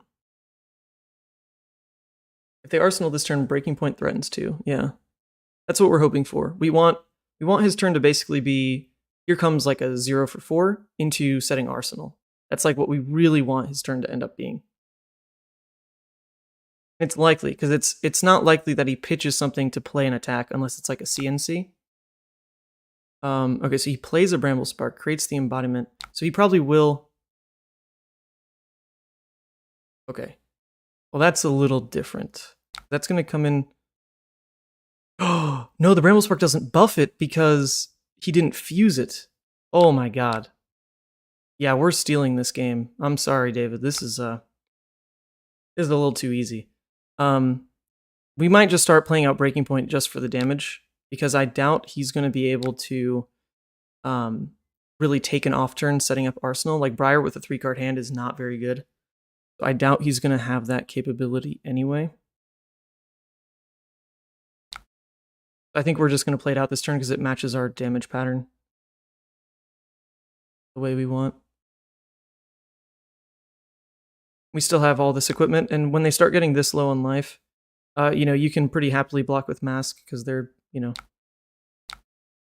going to let that hit. They're too low. And Shuko's the one that I prioritize keeping more than Mask, honestly.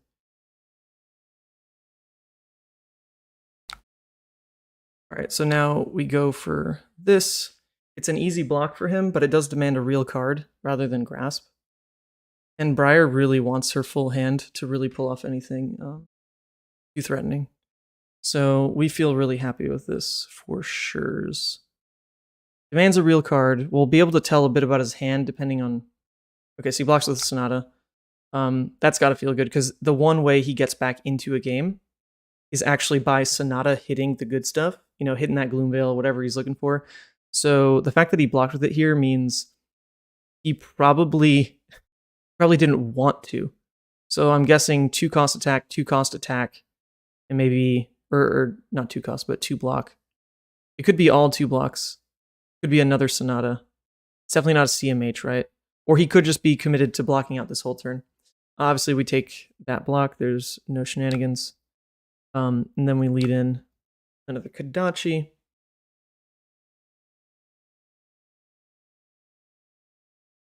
This is another option. Not option. We're going to do it for sure.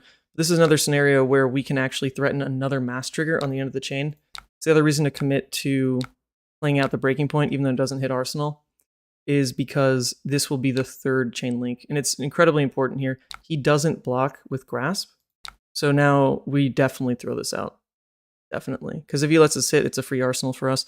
And even Arsenaling a blue is only... I mean, it's bad, but it's fine on our Spreading Flame turn. And we haven't seen a Spreading Flame yet. So at this point, pretty much any hit here feels fine. Oh, that's a really good one. Oh my god. Oh, juicy, juicy. All right. Wow. Yep, what'd I say? There's our first 2 block. There's an Autumn's Touch. Okay, so he revealed an Overload. So what did I say about his hand? 2 block attack, 2 block attack. Resource card. It's like literally read him like a book. So it's going to be Overload. Overload is revealed. Oh, he hasn't searched yet. Oops, I should have let that pass. Because I do want to see what color. Okay, so he gets the... Yeah, so this is kind of the best damage push he can hope for here, because he's going to be coming in for a 6 Overload. Into hopefully Rosetta. So I'm probably sacking my equipment to stop the Overload. I'm not blocking this, that's for sure. We'll let that through. Are we on Red Hots? No. No, this deck isn't like really anything too spicy. It's just the good stuff.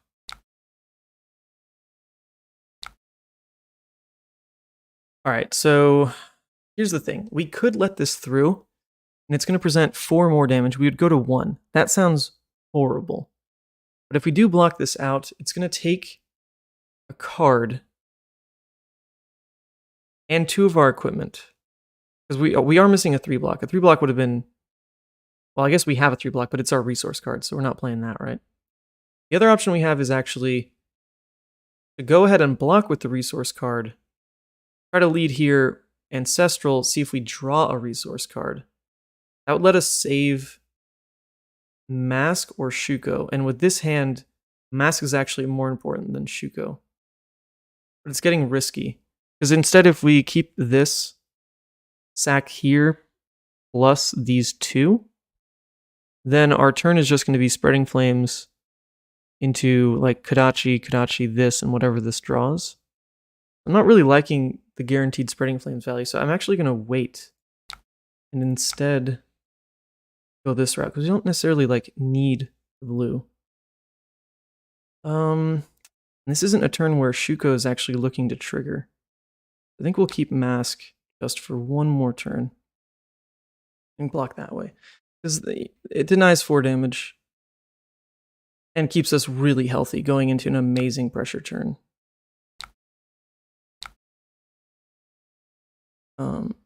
Yeah.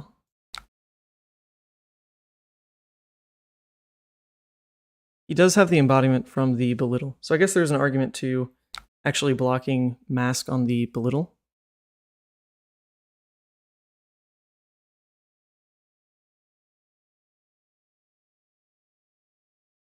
I should have played that, actually. That's my bad.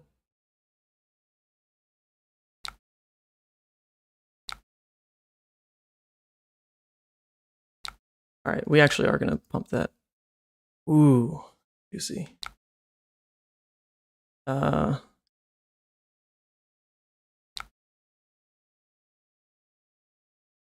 actually, that should have been...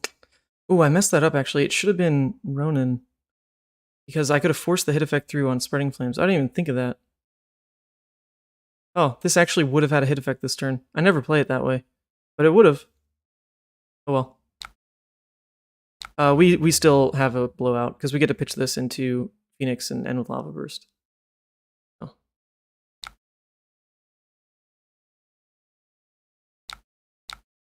So, misplayed it a little bit, but, you know, it's fine. We have Kodachis, so when we're on the forefront like this, I hate to mess up the turn cycles, but you really just have so much guaranteed lock. Yeah. Especially with snaps up, like the one issue is if we draw a dud hand, right? But we have snaps to force it through, so we're totally fine. Okay, well, he got really good value off of embodiment. Like, really good. So basically, if we did sack Mask on Belittle, because we had full information on his hand, probably should have done that, because he saved 3 life. He'd be at 1 if we did that. Yep, since we had full knowledge on the Belittle, we probably should have sacked Mask. Just to guarantee that we take our pressure turn and run with it. Yeah, this is not great.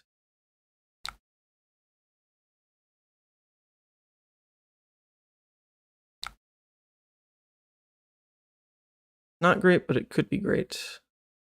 I don't think he can afford to block both of them. It's not smart enough. So we will get the free damage pump here and draw. Oh, God, and we drew a blue. It's just like a little too good, isn't it? Just a little too good. Yep. And here comes game. Yeah, well, we saw, you know, the whole balancing act of Briar. If you draw a dud hand, she's bad. He drew 2 dud hands this game. So therefore, Briar's bad.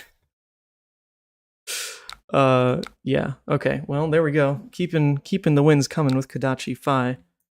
And this matchup is honestly my toughest matchup, because we saw at the start Briar had. If she had like her second hand going into the CMH stuff, then yeah, it's a way different game. All right, I'm on the play for the next game, he says. Yes, so we rematch.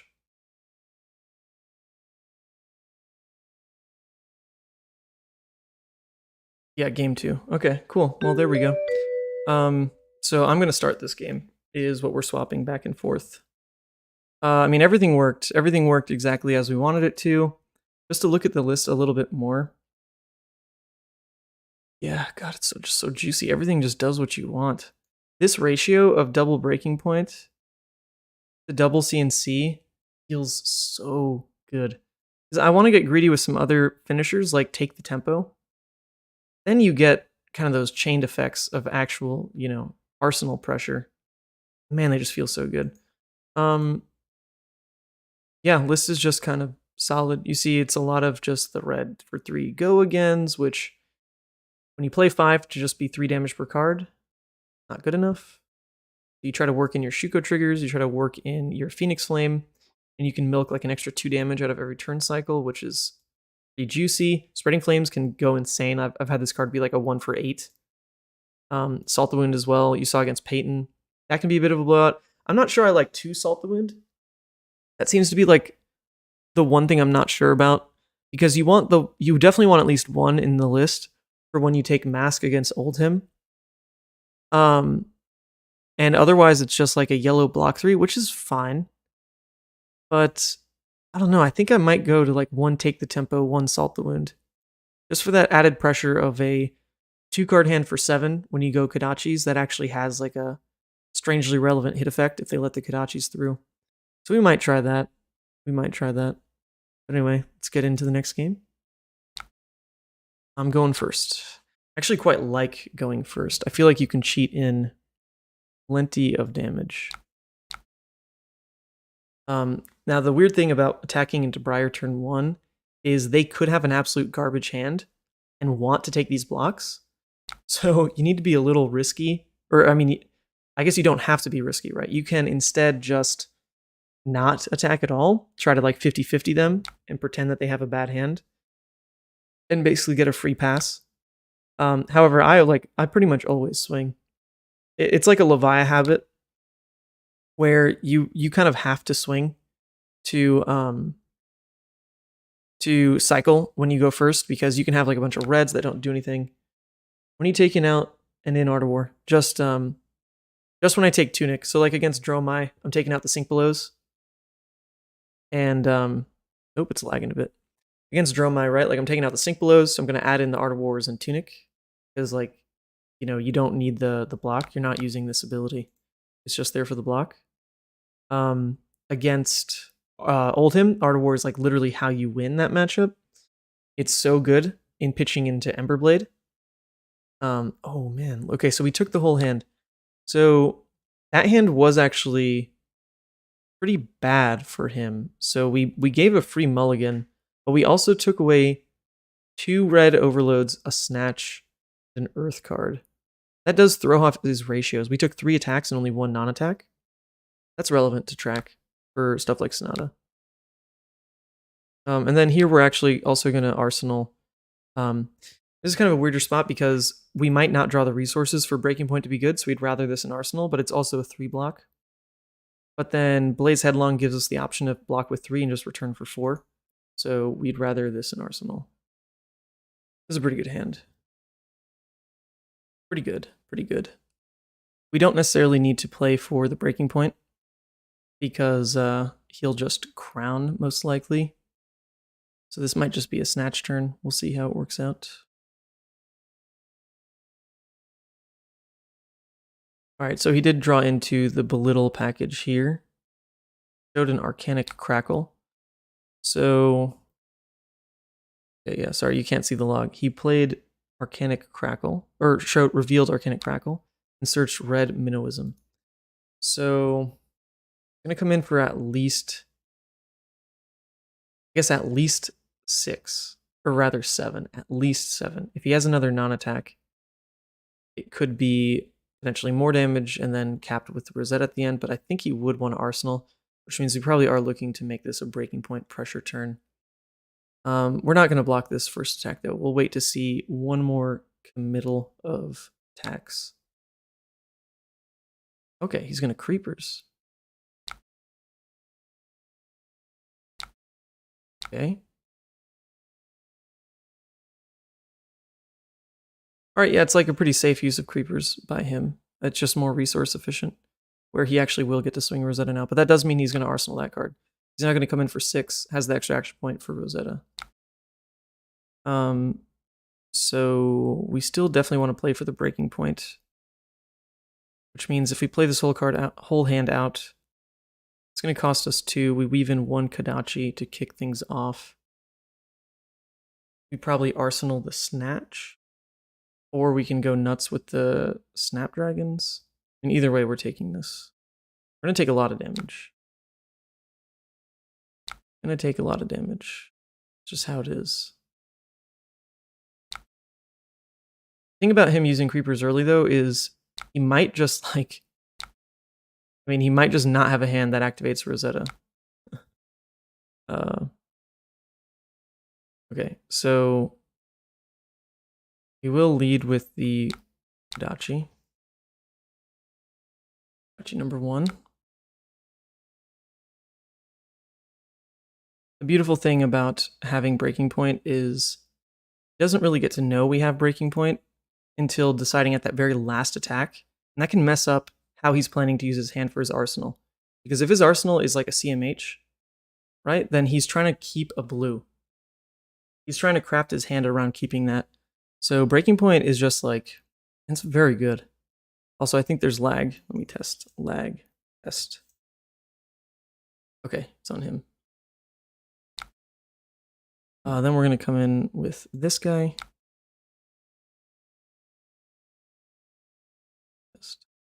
Oh my god. Jesus. Oh wait, he did, okay, he did cycle out the arsenal anyway. Okay.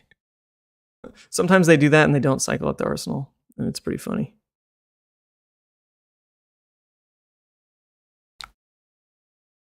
Go here. Guess there's no reason to play out the snatch. I guess there is, right? So in this situation, we don't even play for the Breaking Point. Huh. Yeah, actually, we just don't play for the Breaking Point. We hold it.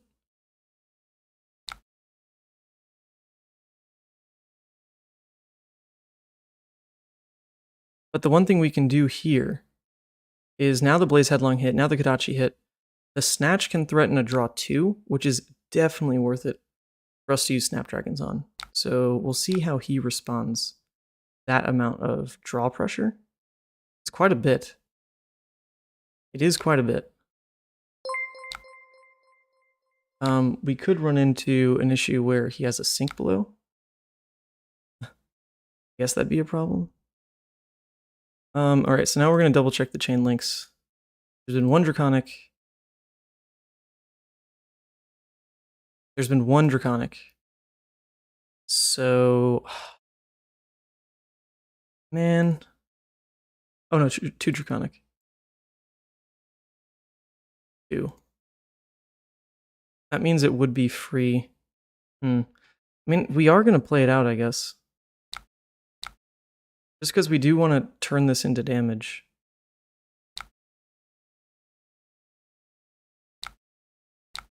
Like, we use snaps, so... we might as well make this as good as we can.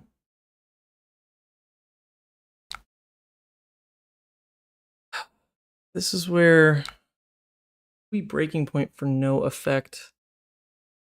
It's tough. I don't think it's worth it. Unless we basically say, okay, we'll slam you for damage, take our off turns into your CMH. Then again, if he has CMH, it might just be one of those turns where he plays it out, plays like an attack and arsenals, where Breaking Point's going to get more value. We just have the resources now. I don't think it's worth it. I think I'd rather hold. So Snaps just dealt an extra 5 damage. That's not great.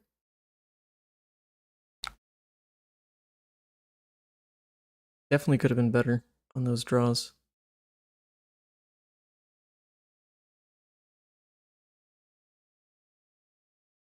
What do you think of a more aggressive Oldhim style? I mean, it's the Oldhim that's working.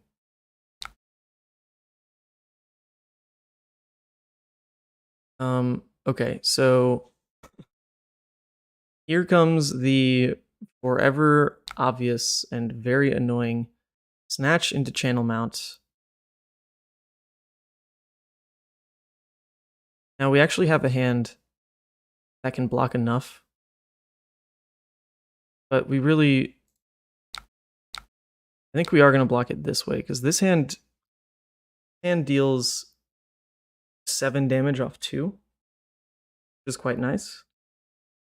And threatens Mask, so we're going to play for that. Here comes creepers again.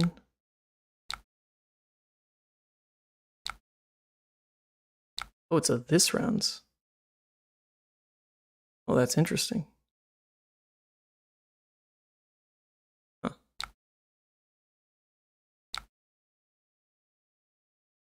Okay, I mean, that's really weird, actually. That's really strange how that's going to work for us. And now we'll just block it this way. We don't need the double strike anymore. And if you get like lightning presses or something, I guess we have another sink. That's funny. Holding the sink feels awful.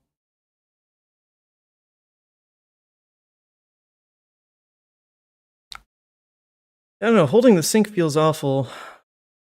How does losing 2 HP here feel, though? As compared to blocking with sink. At this point, you know, this is just going to return for 3.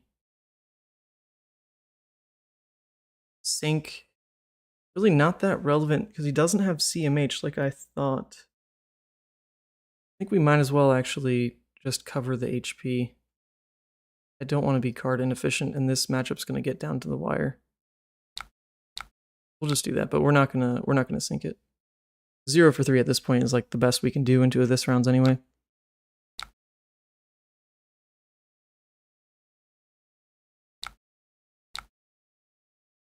Zero for 3.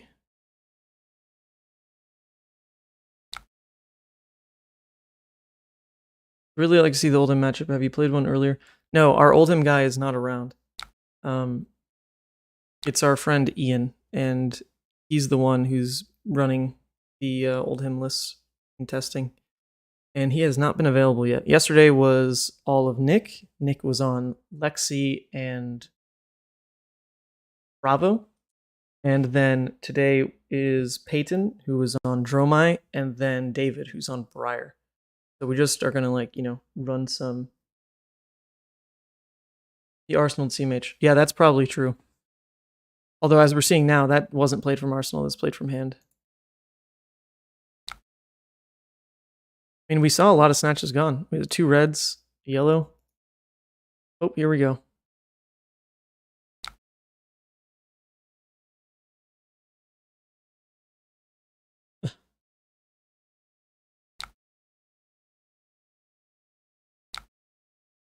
Coming in for 6. Well, our best case 2-card hand then is to keep these, because it will threaten Arsenal, and we know he's definitely going to keep an Arsenal, right? He's just going to Tunic Rosetta, put that there. So I think we just keep those then, which means we sack here. Just the other option is we can make it play different, or instead we keep these, go wider, threaten mask, and the Arsenal pressure. But he's also not going to have an embodiment, so honestly, Command and Conquer is probably fine. Or no, oh, sorry, the way I'm thinking about blocks, I thought one of these was a 3 block. It's not. So then we will have to play for the breaking point instead of the CNC, because we don't want to lose these yet. Tunic Rosetta.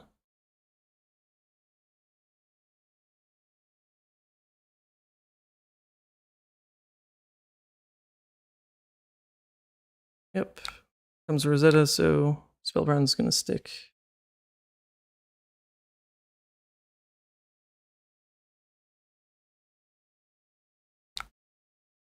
Alright, so I don't think he's expecting the Arsenal pressure, because I just blocked with the CNC. So this is nice. And he didn't get an embodiment. So, I mean, this is going good for us.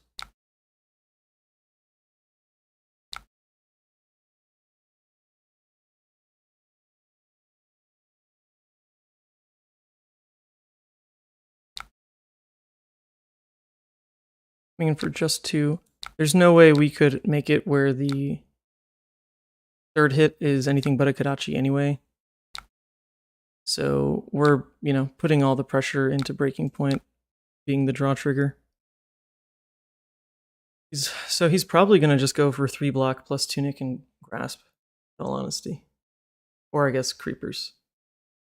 You got good creepers value, not gonna lie. Good stuff.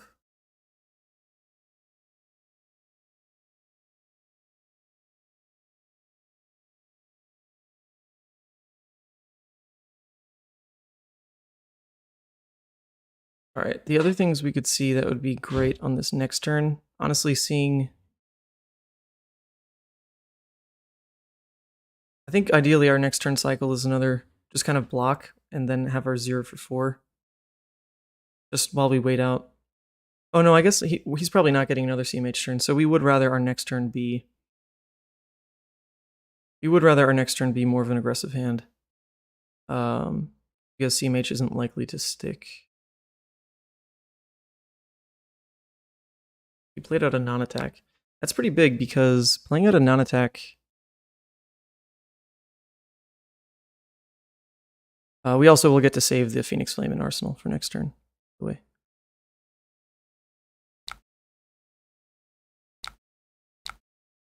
And add that to Arsenal. Okay. Alright, we're actually fine. We drew into our third sink below. So that's going to cover our breakpoints.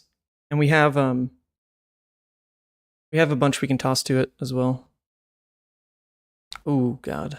Fucking that card is so annoying. Oh, wow, so he's like fully teched for the 5 matchup, and he still lost game 1. And honestly, game 2's feeling okay. Man, this round's on me is so annoying. So he revealed a yellow belittle to this belittle. That's a 6, then a 5. So our best case hand is just really a 0 for 2. So we don't mind completely blocking this hand. It would feel pretty bad. Definitely will feel bad. But we don't hate it. Just because we're kind of being forced into the off turn anyway. Then of course what we can try to do here is dig for a little bit more block. Alright, didn't happen. That's fine.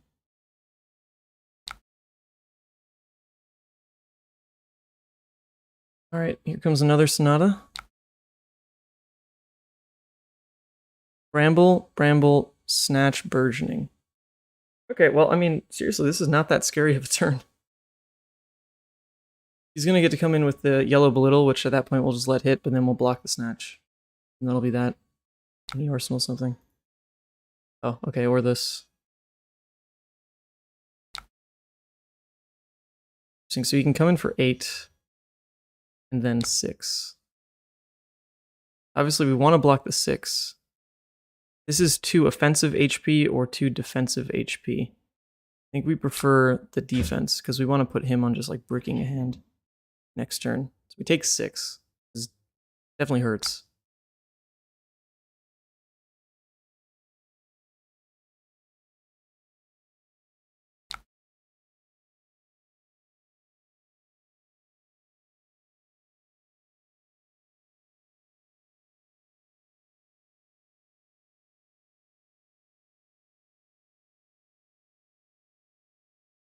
Oh, actually... Oh, actually, yeah, this plan... I didn't even think of this. I thought he didn't have an extra card. Oh, yeah, he searched... Oh, that makes sense. He searched for blue minnowism. I missed that. Ah, okay, well, him searching for blue minnowism makes this much worse. For us. Much worse.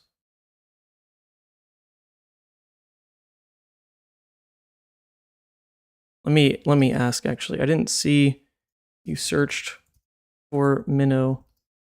Do you mind we roll back to the little block? Or too late?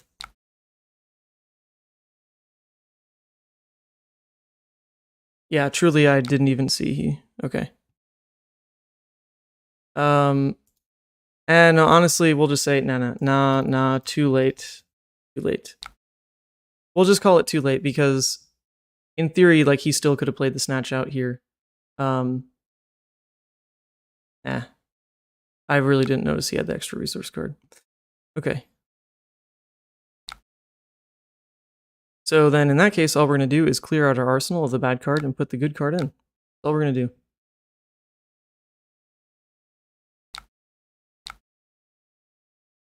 Get this out of here. Into this.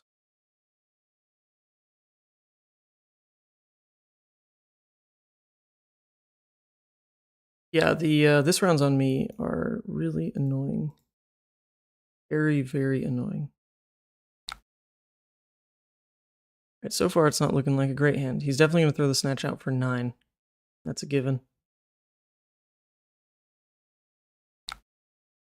Yep. Oh, it's a... Oh, nice. He drew a red snatch. Wonderful. Wonderful. The crazy part here is the... Where do you play the minnow? Played red minnow. So that one's actually going to wait to apply to this one. So he is threatening lot draws. Then comes this guy for 6. There's really nothing we can do to stop the draws. So in that case, do we just go ahead and let some of this one through? No, not really. We'd rather him force the draw in the second so that he just arsenals whatever it is. Alright, sure. We'll block 7. That really hurts. Actually, I wonder if... actually, should I keep this? I probably should. I'm not going to present lethal with it, but at least we can go for a decent turn. And just chuck... Hold on, yeah, let's undo that block. This game's like pretty over. Sorry. You play. This game's pretty over, but we'll at least, you know, play for the Hail Mary. Where we present damage and then he bricks.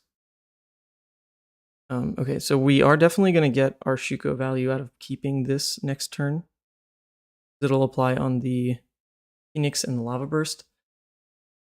Thing is, though, Mask Trigger without equipment is more valuable. And actually, we're probably going to be forced to block with both of it anyway. Do this.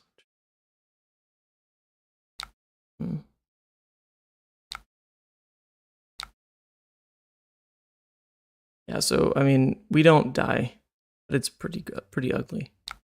It's pretty ugly.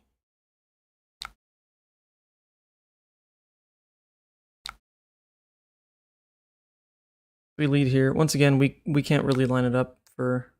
Actually, we can line it up for the third hit to be the Mass Trigger. Yeah, so if there's like the one way we come back, right? It's like we draw like the Blaze Headlong or something and just have a Brand won't really do it. Guess we'll hold that in arsenal for next turn and just pretend. Yeah, the problem though is we will just die if he can pull off Rosetta into Grasp, which is pretty much guaranteed. It's just there's no actually coming back from that unless he bricks. So here we go. He just needs an attack and we lose. Yep. That'll be it.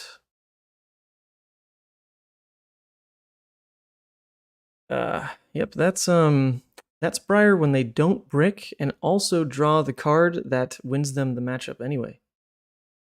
Oh. Alright, GG's. Alright, David actually has to piece. Alright, so in that case, let me hit up Pietro, because Pietro wanted to play... Hey, wanna do on stream? We have Pietro, who's an amazing Levia pilot who wanted to play.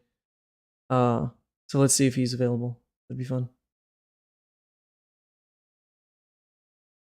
And then I'll probably sign off. I'm trying to go for, I don't know, like 3 hours seems pretty alright, where it doesn't like screw up everything in my day. And we're approaching that 3-hour mark. So we'll jump in for a game, hopefully, if Pietro's around, of 5 versus Levia, or maybe even the fabled Levia versus Levia. Site going down 15 minutes for configuration change. No. When was this posted? No. Oh, like, come on. These people are in a game. Let me in. Okay. Sight down for 15 min. So let's check back at 55. Oops. Okay. Yeah. Well, that's unfortunate. Would have been cool to jump in something else here. But we can watch this. Okay, I gotta say, there are a lot of people, a lot of faithfuls out here who keep playing Club Levia. Every Levia that I've jumped into spectate on is Club Levia. No one's playing Blood Debt Levia. It's so sad. All right, let's check this one. Maybe this is Blood Debt. Here we go. Okay, here we go. We've got the fabled meta matchup. Oh, where Levia just lost. Well, that was really well timed. That was great. Great. Loved that. We just saw Blood Debt Levia lose. But yeah, normally people don't really play Levia. At least not the fun way. We can check back in on this one. Club versus Viserai is a weird one because they can really abuse you if they set up the Mordred Revel. You'll never be able to block out that amount of damage, almost to the point where like if they get it off 2 times, the game's just over. The disruption won't matter anymore. That is just too much damage, too taxing on you having blues. This is a strange one though. Wait a second. From what I can observe, we're coming in late, obviously.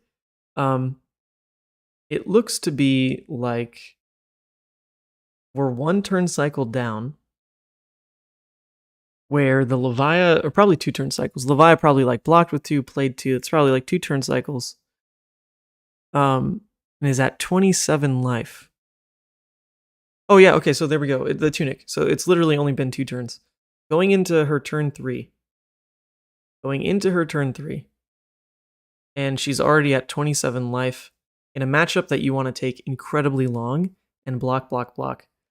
And the first mistakes I see here are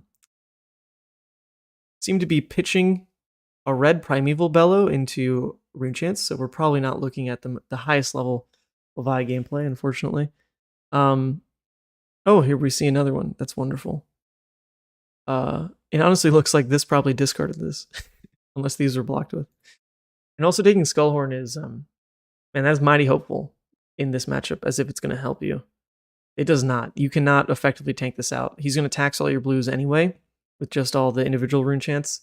So your ability to like, oh, I'll just keep a blue and block Rosetta damage. That's pretty ridiculous. Because your blues are just going to be sapped for every kind of other reason anyway. Man, and it's already a bad matchup. This poor Levia. I wish I could, say something in the chat for him. But all right, we're just gonna wait. I can even update the text. We'll say sight down. If I update the text, it's gonna change a lot of what I have scrolling here. So we'll just leave it. I'll say it in the chat. Sight is down for 15 minutes, waiting to get a Levia game in.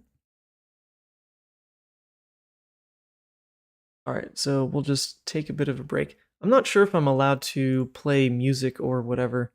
I feel like that's probably going to make the VOD get taken down. I'm not sure how it works, but it would be nice. Tyler says on Facebook, if you're doing any Fab Online, I'd be down to play games as Oldhim. For anyone who wants to jump in for games, yeah, for the most part, I'm probably fine with that. It's just I do have a actual group of my friends up here in New York that we need to just get our data in, just get it played and tested and into the sheet here. So that is the priority. Just kind of hanging around and playing Flesh and Blood Online is fun and all. I do that during the day, but I don't really do that on stream because the games are way more casual. And on stream, I'd rather it be, informative. I'm not the best player by any means, but actually sitting through and trying to play these games to the best of their ability is really, hopefully, more interesting to watch for everyone because these are also non-traditional decks for me. If I played a Levia game, I feel like there's almost less to talk about just because it's so autopilot. But God, God, I wish we could get in a game. What is this? Let me check their Twitter. Maybe they posted exactly when it went down. Flesh and blood line.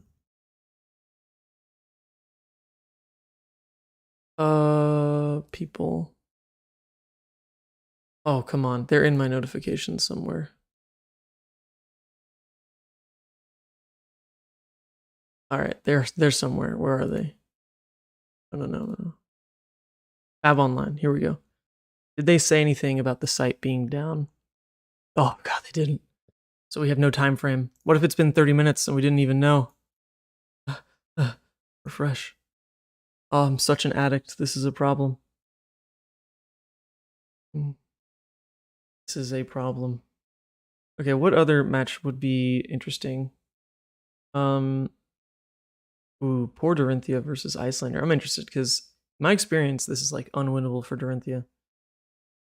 But they made the mistake. It's unwinnable if the Icelander takes the Quell Arms. The Quell Arms add that extra layer of Dorinthia is going to have to commit with like a Singing Steel Blade or something, and try to just pump over by 1 at some point in the game. Huge committal of resources, and that the Icelander just boop has Quell. So that's already a big mistake. And also, Dorinthia has counters, so we might not be looking at the best pilots on this end. But hey, people have to learn. That's like the beauty of the platform, is it's really great for just getting the reps in, trying to just learn how to play. Okay, this is. Oh, okay, so I guess he can't swing. It looks like the counters are going to stick. We'll see how the Icelander navigates this. They're doing the thing. They're arsenaling a card. Now, let's see the Dorinthia draw all reds and the Icelander Blizzards. Let's do it. They posted on Discord 15 minutes ago that the site will be down. Okay, 15 minutes ago.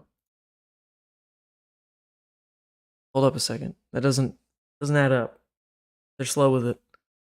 Am I even in their Discord? I don't know. All right, let's find that game again.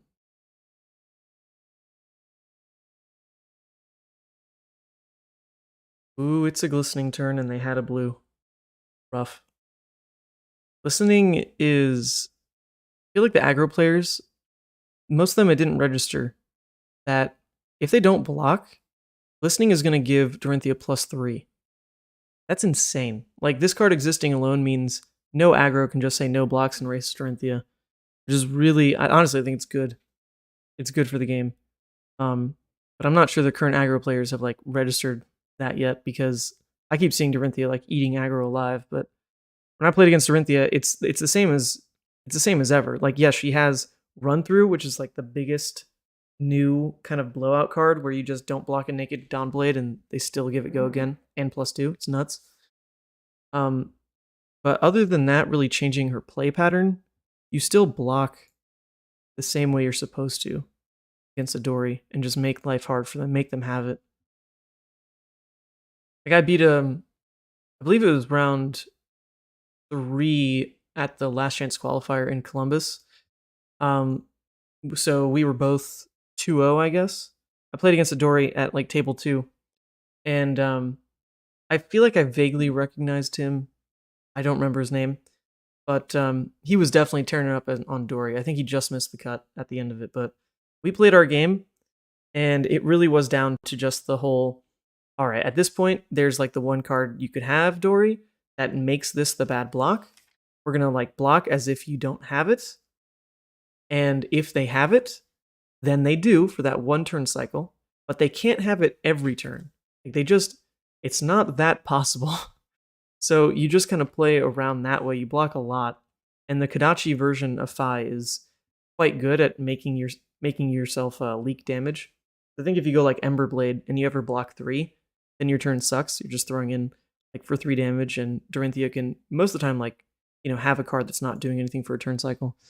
But with the Kodachis, you're at least putting them in a spot where they're like, I probably won't even block because my card's so inefficient that you just leak 1-2, 1-2, 1-2, 1-2, and then that extra card they're always trying to use aggressively, but if you just block correctly, they can't do anything with it. So I like the play pattern better. But then again, like, I've only played the matchup once. He was a good Dorinthia, but I could go for playing that more. I don't know who's testing Dory in our group. Looks like Alberto. Okay, Alberto's a very good Dory, so that'd be fun. I played a game against Dorinthia the other day as Dromai, and it was pretty rough. Well, yeah, you don't say.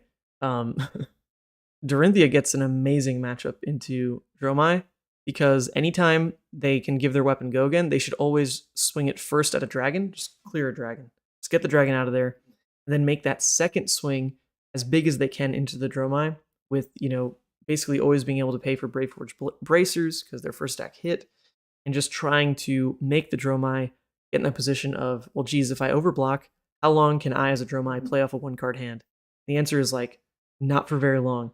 So you're just constantly in that trade pattern where when the Dromai finally disrespects you and the Dorinthia gets the hits through, it's just that one hit now that matters for the counter because the first hit the dragon. And yeah, so I think the matchup's like insanely good for Dory. All right, 1 second. Let me mute myself.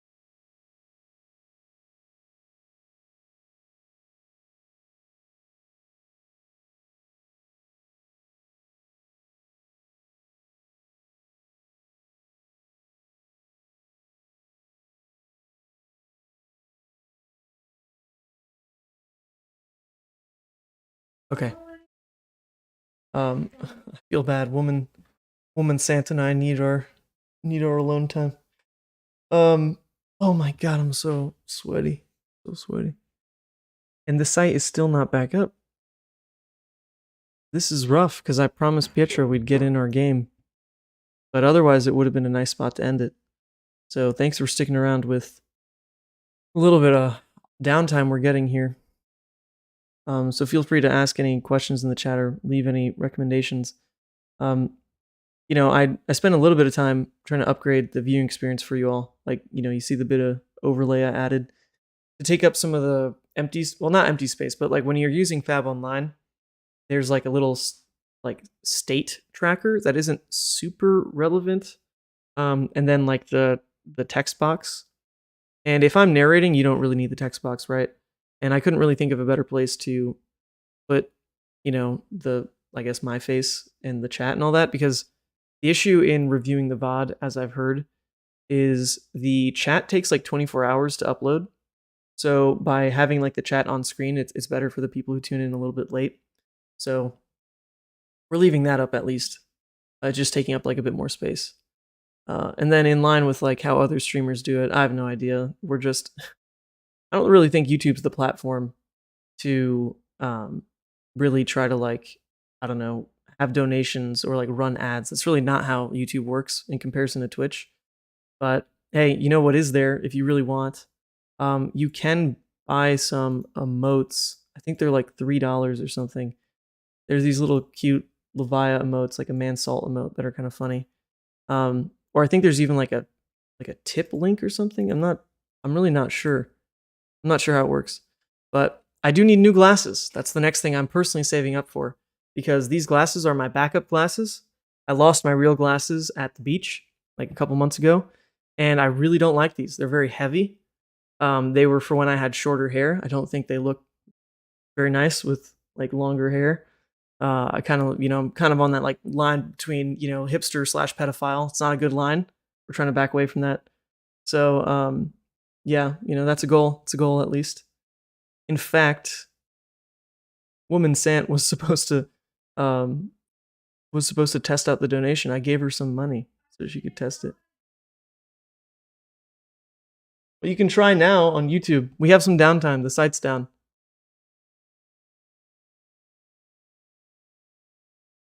It should be in the description. There's like a tip link. Just give it a go. Oh my god. This is so annoying. We have to wait. It is definitely, I mean, it's been longer than 15 minutes. We've literally been sitting here for 25 at least. 25 at least.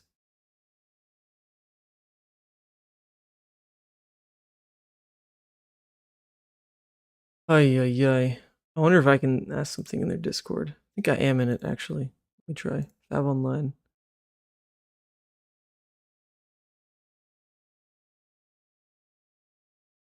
General.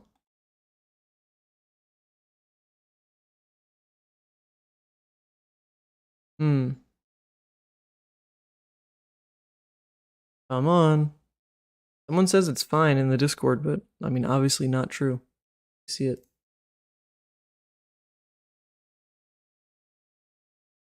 I'm going to be bringing this site down for some changes in 15 minutes. Oh, okay. Someone actually said that at 8:41. Let me message him. How long will the site be down for? I am live on stream.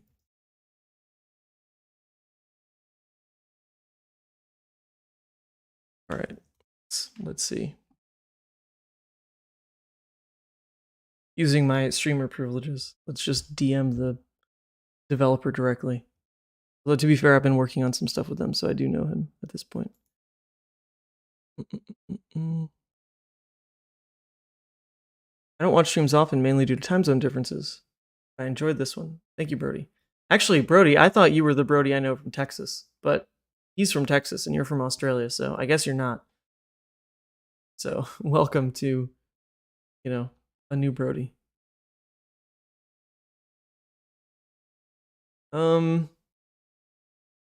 Possible ETA. Oh wait, I heard something. What happened? 420? Oh man, wait, I gotta rewind the stream. I missed that. Someone actually used the tip link. Oh, nice. Oh, it's actually working. Thank you, people. Okay, I mean those alerts things, yeah, I guess they do function. That's good to know. Thank you, everyone. Thank you.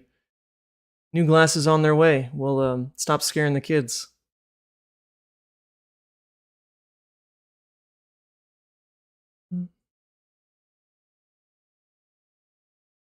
What do you think about doing like a co-stream between Twitch and YouTube though? Because I don't know, like Twitch is obviously the more standard like daily stream platform, but I think YouTube is just kind of easy. Like I've already got, a pretty big viewer base on YouTube, and like the VODs do really well and they're really easy to upload, right? Because it's just all I do is go back and add some like chapters, so they're, you can scroll through and find like the games that you want to watch. Like I feel like that's just a better experience than going to a new site, Twitch, trying to build a viewer base there. But I'm open to try multiple things. This is just this is very early days, right? Get transition lenses, lol. Yeah, well, I mean the real stretch goal is like LASIK or something. I would love to just not.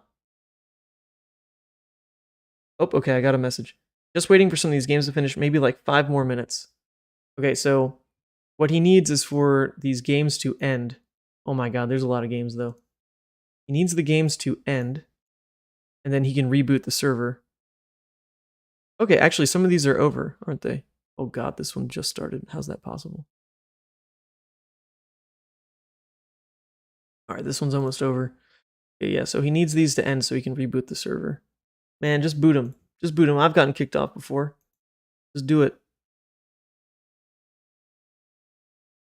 You can use dual stream and use a bot to bridge the chats.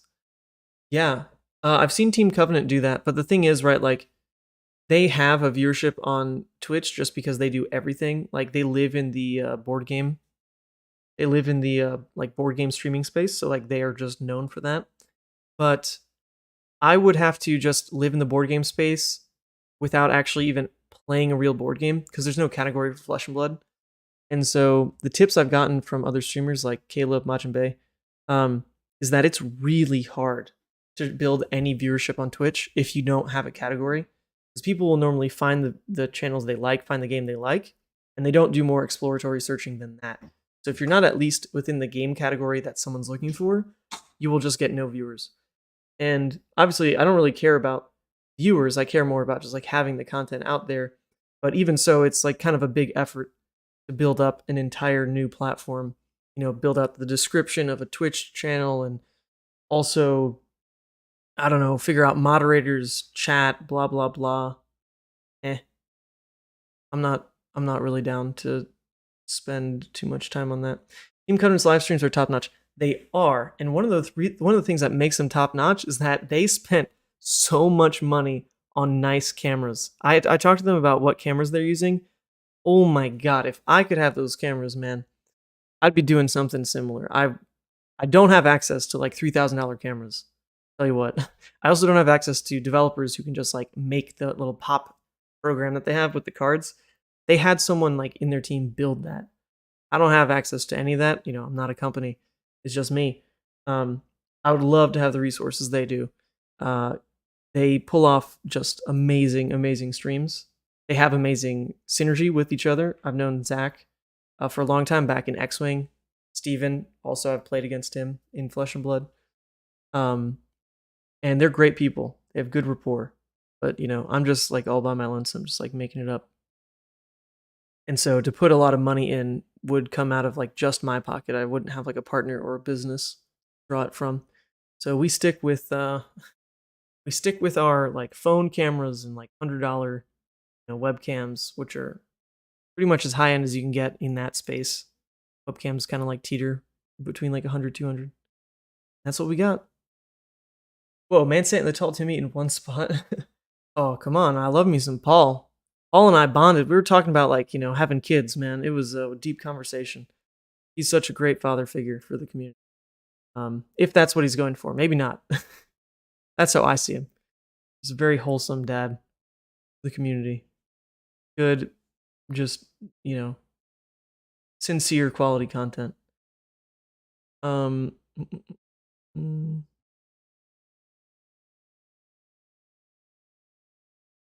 Yeah, the card pop-up off voice is mad.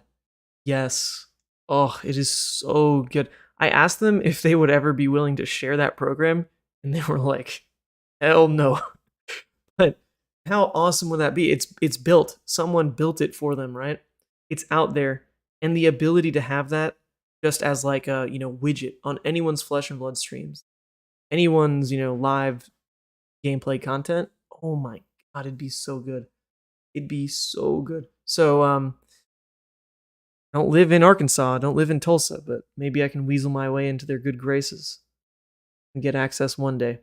I used to do it manually on some of my older streams, but it was very unfair to my opponents that have the laptop next to me and be like, oh, what'd you play? Enter, enter. Okay, I'm going to do this. And it added a lot of hassle to the gameplay, so I don't do it anymore. We just went for like higher quality cameras and tried to make it just more clear.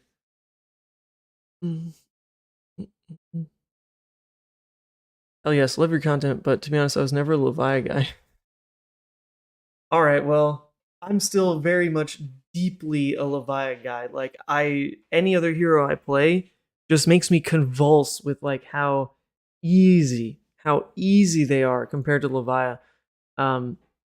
It seems so unfair. I've been doing myself a disservice this entire year. All right, this is good news. I feel like the reset is imminent, right? It looks bad, but we'll go over to looking at lists. I'm deeply a Levia fan. It's yeah, we're just taking a little bit of a break. Our relationship is on hold. We've gone a bit of long distance while she's off picking up her new suite of cards that she's getting in Dynasty. But she'll come back. She'll come back. We'll have fun. Come on. Oh, what the? Got baited. All right, all these games done. Oh my god, the games got back. There were like 3 games. Now there's 9. What is happening? Oh, okay. Well, these are all glitched out. It looks like they're all over. Oh, jeez. All right. So we're probably just waiting a minute then because the opponent's disconnected, right? We're waiting like a minute. These will all reset. And then we'll cap our night with a Levia game. And maybe, it would be fun to get the Levia mirror in. Actually, I don't know how fun it'd be to play. It'd be fun to watch 2 Levia legends. Because Pietro is the guy from Italy who won the skirmish, like on that first weekend of this season. I interviewed on the channel.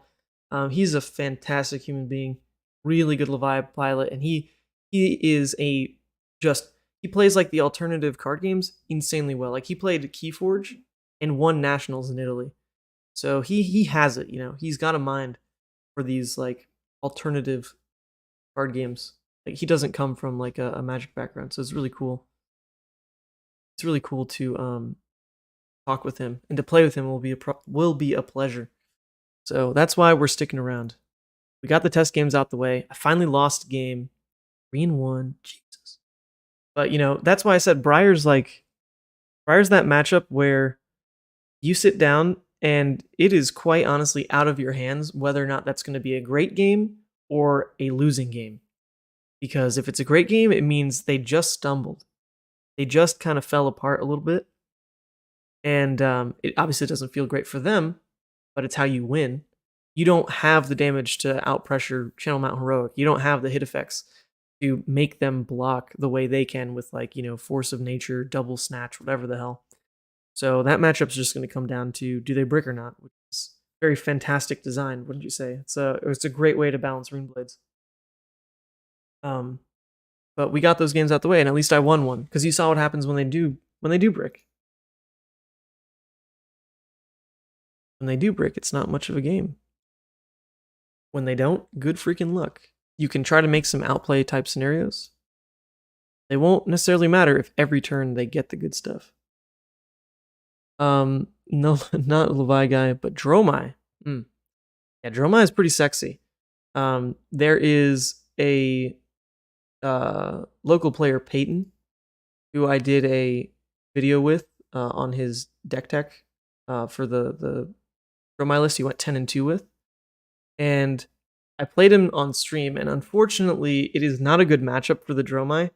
But I've played as the Dromai into Fi, specifically Emberblade Fi, to be fair, and you can win. You can absolutely win that matchup. You just need to maximize your 0-card hand or 1-card hands for 4, your 2-card hands for 8. But I think the Kodachi build is just significantly harder for her to beat. And if Dromai is going to be part of the meta, then, like, you know, why wouldn't you run the weapons that make it an easier matchup? You think coming from a previous card game that hasn't had draft formats is a disadvantage? Not really. I came from like a Yu-Gi-Oh background when I was little, and then played X-Wing, which is a miniatures game, for like 5 years, like really competitively. Made like top cuts at like nationals and I forget what they called like the Gen Con circuit of events, but I made top cuts at those. Won a bunch of the small scale regional stuff. Oh, so it's actually a different Pietro from Italy. There's 2 Pietros from Italy. Would you know it? And Pietro, as in Arc Pietro, is the Kano guy. Great friend. We went out and had drinks multiple nights in France. He is so awesome. I can't wait to see him at Worlds. Good friend. And then there's Pietro, the Levia Pietro. So yeah, that's we're dealing with a lot of Pietros, a lot of good players named Pietro out of Italy. It's kind of funny. This Pietro is the one I'm talking about, the one in the chat. Oh, yes, it's up. Okay, we got it, baby. All right, first we're going to run the file list into Levia, because I do want to show, because I'm on an amazing record with file right now. I'm like 7-1, right? I'm like 7-1 on this file list, not counting the games I actually played at the Battle Hardened, where I went 9-3, 9th place, like all that good stuff. Obviously, like the file list is proven now at this point, but I really think Levia rolls it, which is hilarious. Because if the top decks are not Runeblade, but they're like Dromai, Icelander, Oldhim, Fi for whatever reason, Dash, if those are the top decks, then like Levia actually is pretty hot. Icelander is going to be the issue. You can play for some outs in that matchup. But that'd be really interesting to actually have it be not a Runeblade meta. Levia would have a spot. So we're going to put that to the test. Does Levia actually beat Fi? Because when I pilot Levia, not to toot my own horn, Pietro, but when I play Levia, I feel like I smash Fi's. So we're going to give this a go. This is everything we want. The other thing here is we obviously want to punish the Levia because we know how to play against Levia, so it's like a little unfair. But when we go first and just Arsenal, Levia can be in such such a tough spot. So obviously we're gonna play for that. I do feel bad because it's like a little abusive. A little abusive. Andrew says I've been feeling good on my Kano testing. Andrew, baby, we gotta play then. So you should try to do like a we could make it fun. We could make it like Louisiana style, daiquiris on camera, whatever kind of thing. But you and Elaine should hop on for some of the stream stuff, and we could do like a co-stream because Elaine reached out about testing, and I was like, well, hey, we can do it on camera, make some content out of it. She's fantastic, and it'd be even better if we make it like an all Louisiana party. I'd love to play against some Kano. Okay, all right, so here we go. Oh, it's Club Levia. Oh, this is interesting. Ah, Club Levia. A twist. A twist, they say. I really thought this was going to be Blood Debt. Okay. Well, in that case, we are pretty free to attack. Like, we pretty much might as well. And just start stealing cards from his hand.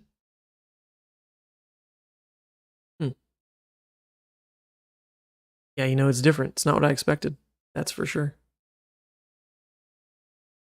I don't know. Do we attack? We can go wider than he has cards, right? So then that must mean we should attack. So, why not? We'll do it. We'll do it. And go wider than he has cards.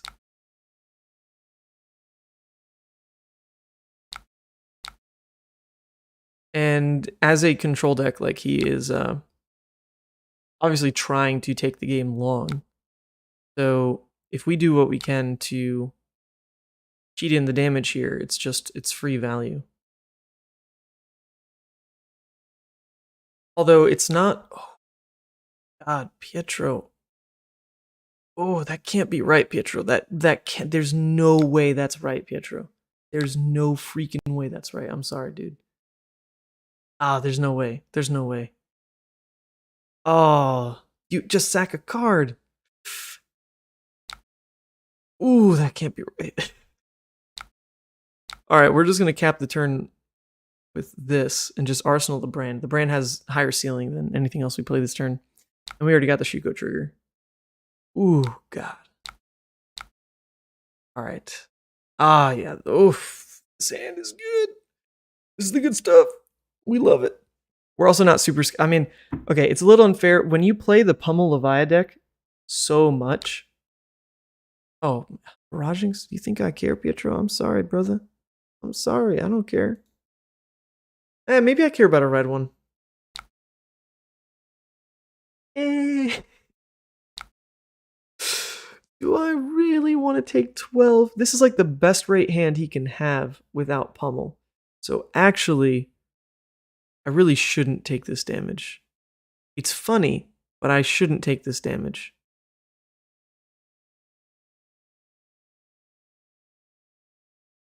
Yeah, I should not. We're not going to be dumb about it. I'm not going to take the damage. There's no reason to go for the Quicken token though. Quicken token doesn't matter. We're just going to turn off the barraging pump. But we're not going to sink.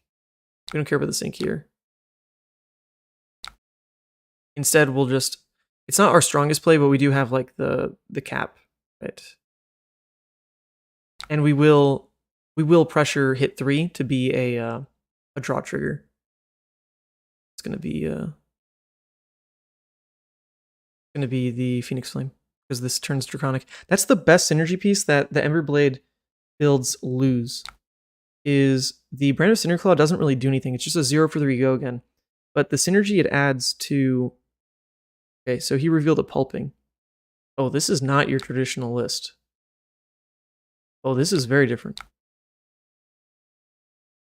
Well, yeah, now I'm intrigued. This is not my deck. Oh,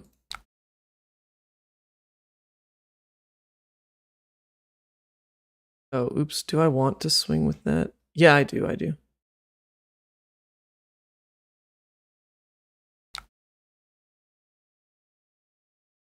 All right. This is going to let us save the Phoenix Flame in Arsenal for next turn. It's not threatening the mass trigger anyway, but we're going to eat the crown or 2 cards. And the thing about eating 2 cards is it's not that big a deal because he'll just return club. This can't be right though. There's no way. Like the hit trigger, I mean, I guess if you're saving the HP, sure, it's fine. I'm going to save this for next turn. Ooh, God. Oh, it's so juicy. It's so juicy. This is such a hand. He doesn't even have... There's no way he can pummel us either, so we're going to eat whatever damage this is.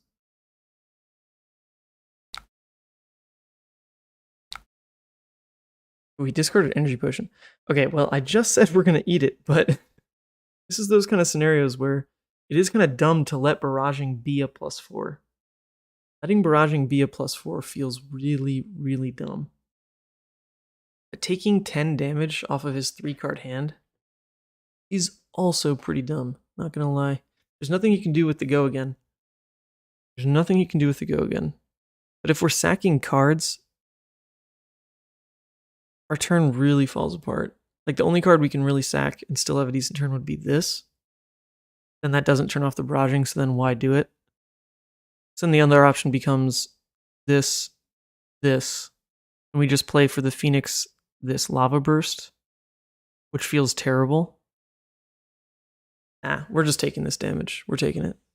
Because the other thing to think about his next turn here is he didn't get the chance to flop Pummel and Arsenal for his Tunic play.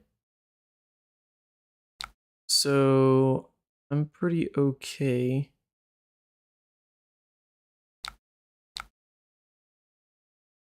To once again punish the fact that he's down equipment. This is like the big deal punish.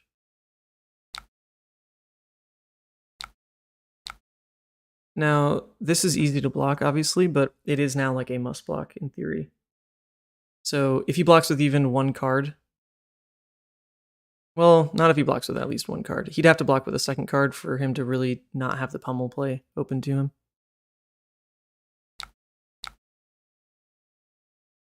I love having Brain with Cinderclaw on these turns instead of Ronin, because it turns the Kodachi's Draconic. Oh, so he had pummel, but he doesn't have the curve for it. That's interesting.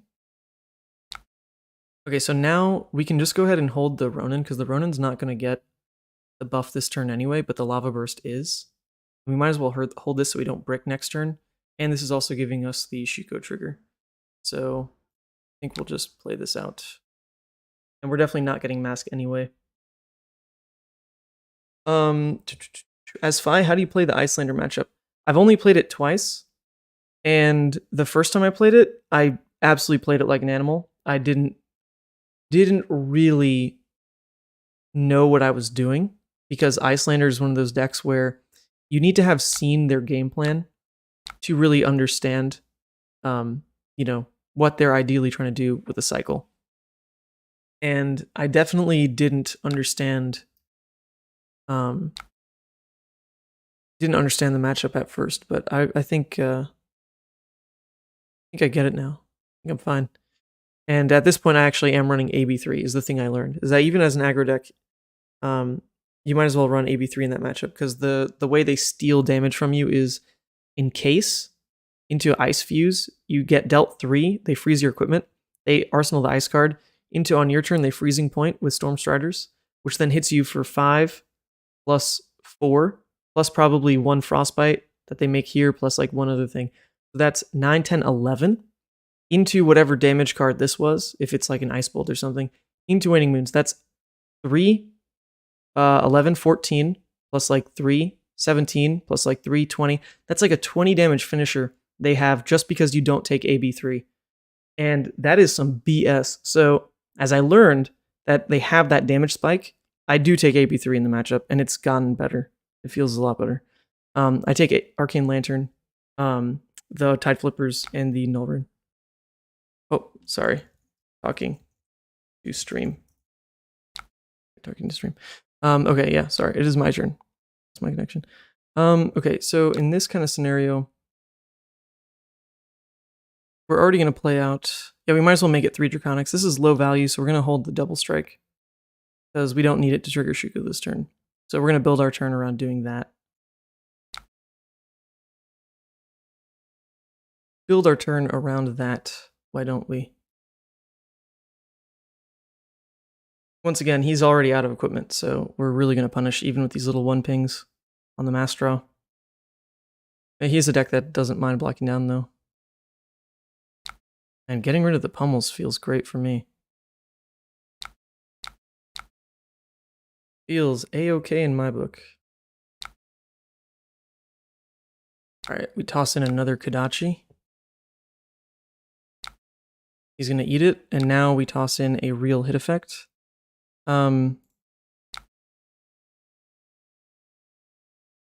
This is an easy block, though. We probably should have gone for the Phoenix Flame to make it less efficient. Yeah, actually, it should have been the Phoenix Flame there. So I guess we can extend it again. We could go double strike into Snatch.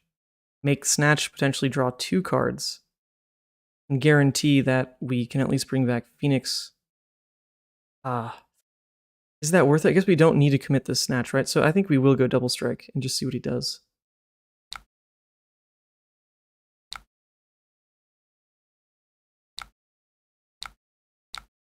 I don't like this, but it will give us free information on whether or not we get the extra card before the Snatch. Okay, he plays That All You Got. Alright, this is... Wow. Okay, this is actually still pretty fine with us because double strike is going to lead into the Snatch trigger. This is pretty big. So we'll draw 2 cards off Snatch. It's probably good enough that we do snaps. Probably.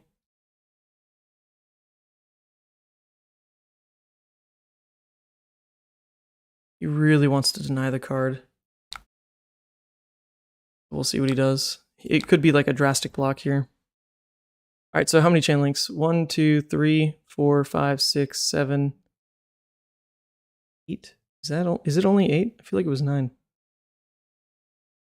Maybe it doesn't count this one. Okay, so he's not going to block it. So now we could get blown out by him having a sink below. He has the sink below. I think we actually don't snaps because what we can do in theory is draw 2 cards and just arsenal the better one. We don't need to snaps this. I'll save it. Yeah, so now we're just going to arsenal the better piece, which is the brand. Yeah, so this hand, snaps would have only been 3 damage there. It's not worth it.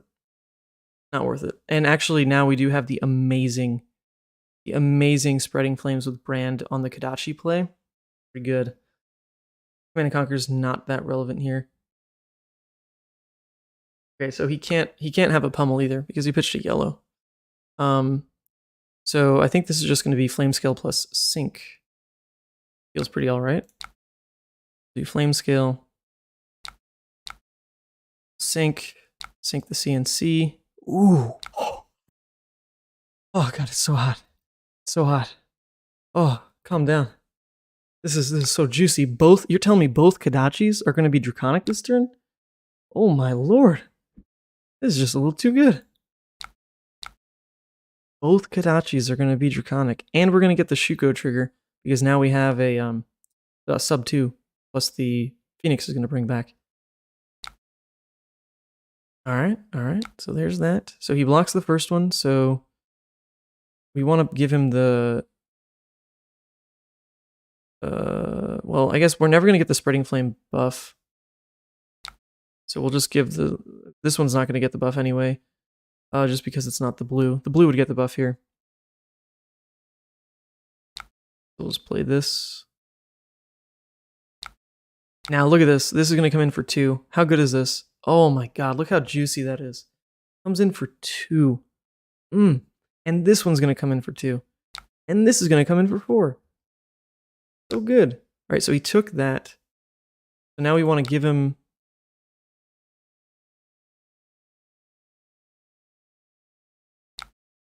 Oh, wait, let me double check. It's 1, 2, 3 Draconic so far. So actually, we do want to activate this first. Make the mask threatening. Put the mask on the breakpoint. Because the mask is going to be on this, on the 4. Oh, oops. Oh, it was on that one. Oh, I truly didn't notice. I thought I'd missed a count there. Okay, so we get to reset Arsenal with a Mounting Anger. Or we could play it out. No, but then we missed the Kodachi, which is getting free value. So we're just gonna Arsenal this. Pretty gross, pretty gross. I'm telling you, like, the benefit of playing this version of Ninja in Fi over Katsu is flame scale. Like, quite literally, the fact you get a temper. You get a temper too. It is so good. Block 2. Alright, so Spreading Flames dealt an extra 1, 2, 3, 4. So it was a 1 for 7 this turn. Pretty fair. Like a Graveling right there. Ooh, this hand sucks. Oh, a 1 was rolled? Oh no, he rolled a 1. Okay, he broke Gamblers and rolled a 6. That's what's happening in the log here. Okay, so that's his 1 roll for game, which is fine. Like, he's probably only gonna get the 1 roll per game, right? So why would he roll there? He would roll there because he doesn't actually have Pummel. Well, no, I guess he could have Pummel into an extra club swing. I don't think he has the Pummel. We've seen 2 get blocked with. Although this Arsenal's been there for a couple turns, and it is the priority. So it could just be that this is a Pummel with Tunic into the club swing, and he wants to be resource efficient here because he's getting to the point where if he just like does a Pummel play in Arsenals, I can shrug it off and just slam him. But what we're going to do with this kind of hand is just try to return a 0 for 4. 0 for 4 tends to be the best you can do. It does hurt to block it that way though, because we're leaving the 1 card in hand for Pummel to discard. But it would be nice to get the Quicken so that Snatch actually threatens. Kind of funny. I'm not going to sack equipment though. We'll just do it this way. And like worst case, if he doesn't have the Pummel, then this is still a 2 card hand for 7, which is fine. Oh my god, he didn't have Pummel. Oh, this is so sad, sorry. Pretty sad, not gonna lie. Oh, wait, he rolled a 6. Oh, so he can actually do something with this. What is it? CNC. Oh, that's dirty, Pietro. It's so dirty. That is very dirty. So in that case, we'll just take it, let this go, and then just save the No, we'll still play it out, I think. Yeah, we're not gonna sack these. He's down equipment, so we still definitely want to keep the mask up. I think we're just gonna let it hit. Say goodbye to the Mounting Anger. Thing though about this next turn cycle is he's definitely gonna just sack Tunic on the Snatch, but I don't think we really mind. I guess we can see how he blocks this first. Free information. Alright. So if we throw Snatch here, so he like obviously wanted to block with that card. So if we throw Snatch here, he could have another card that he really wanted to block with so that he just gets into the motion of Romping Club Arsenal. But if he doesn't want to use Tunic here, we still pull 2 cards, and he definitely needs Tunic to try to like sneak his way back into the game with the Pummel plays.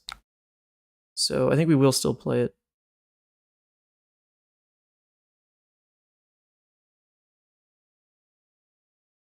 If Tunic goes, like, it really is big for us, because then it makes reading his hands so easy, because he'll never be able to do the Pummel play off 3 cards. Nice move. He says in the chat, nice move. Cool moves, Ethan. Keep it up. Proud of you. As Michelle Obama said. Ooh, baby. Yeah, so we're not going to snap this. We'll let this be a new Arsenal card for us. Oh. God, it was free. It's like CNC had no hit effect.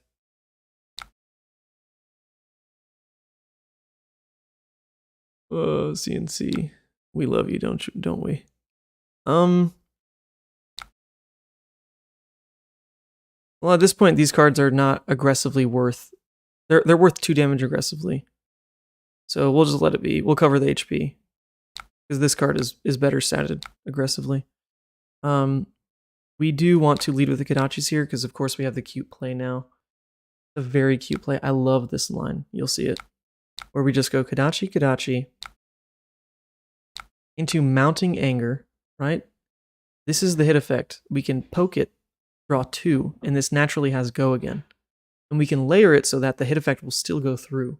This is a very cute line. I like it. I like it when it works. If he overblocks, then we just toss this in Arsenal, and it's totally fine. Right?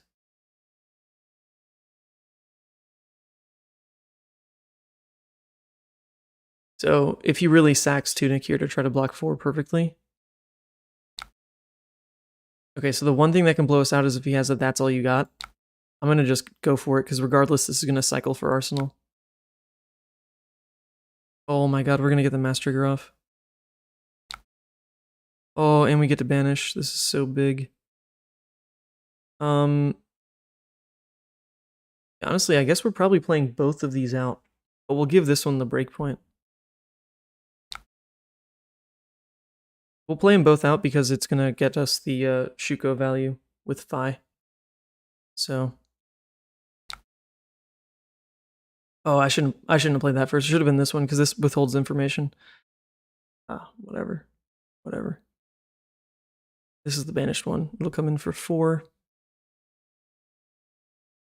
I will then bring us back a Shuko'd up Phoenix for 2. That's a little too good. A little too good. Comes in for 4. Sorry, Pietro, there's not a way you get back in this game. That is for sure. Like, I still have snaps up, so it's literally impossible for me to brick if I'm past a full 4. Oof. And this hand's okay. Not great, but it's okay. And we can cheese lethal a little bit. Oh, I should have led with a single Kodachi. We'll still poke it. Ooh.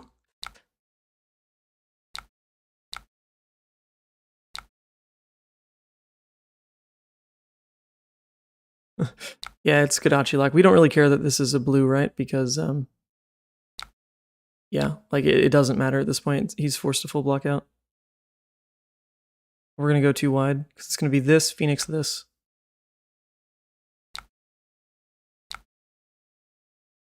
And here they come.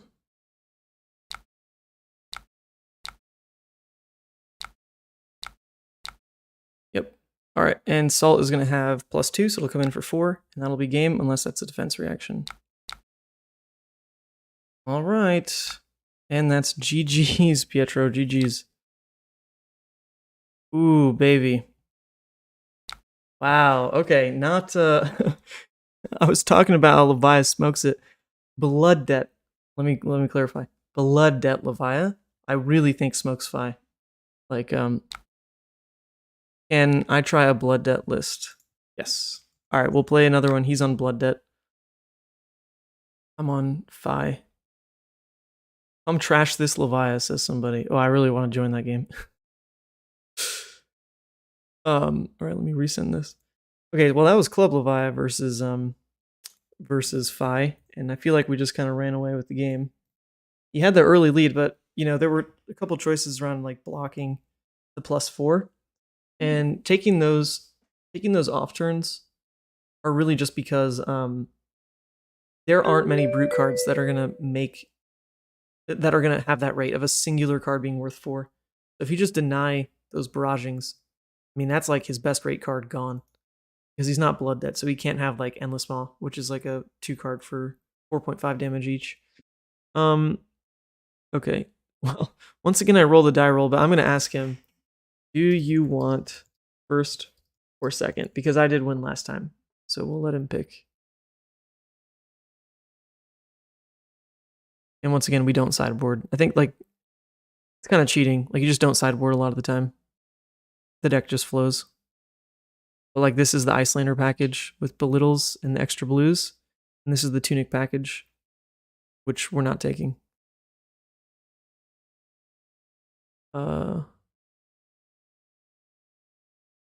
Well, he's not responding, but I know what I would prefer. I feel like the Levia always wants to go first. Because you even have the opportunity to Deadwood Rumbler turn 0 and actually have a target in Phoenix Flame. He wants first. Okay, I'll go second. All right, here we go. All right, let's see what he's got. Good luck. Good luck. Have fun. All right, this will be exciting. I love seeing Peyton Laufenberg in action, and I am rooting for her, but I will try to win. I think this puts me on stream now 8-1 with Phi. Okay, perfect. This is wow. Okay, this seems very wrong. There's Petra, don't do me like this. No way you do this. You 100% play out Howl and Arsenal. There's no way, because worst case, if that's double red, you can still pay for Howl. Ooh. Come on. Okay, watching other people playing Levi gives me anxiety. I can't handle it. Okay. Regardless. Let's go ahead. On the block here, I actually really like this hand. Like, it's almost not worth blocking with. This is the weakest card in the hand, so we'll block with it. We don't care about leaking 1 damage. Because right now, like, this guarantees the mass trigger. This guarantees, like, the combo finisher, and this is at least, like, a free lead on the turn. So we'll take 1. Try to dig for a blue. In which matchups bring Emberblade? Just, as far as I know, oh my god. We're too good. We are too good. As far as I know, I only take it into Oldhim. That could be wrong. I just prefer the Kodachis like 1,000%. Alright, I'm also getting messages. Sorry, people. You probably hear that.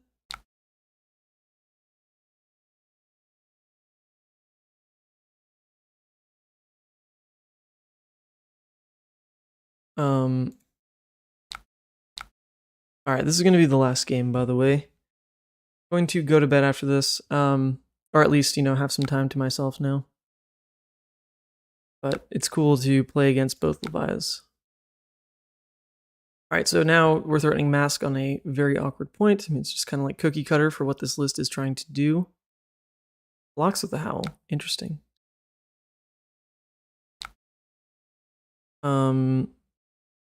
Okay, I mean, we can stack the double hit trigger on Snatch, I guess. Actually, not necessarily. Not necessarily, because we'll have the Phoenix Flame in between.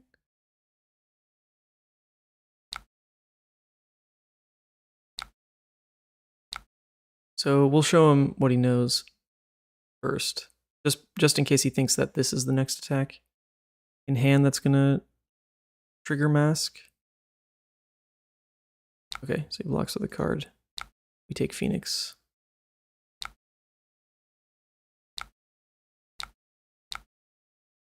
This is just a cheat damage, it's nothing too crazy.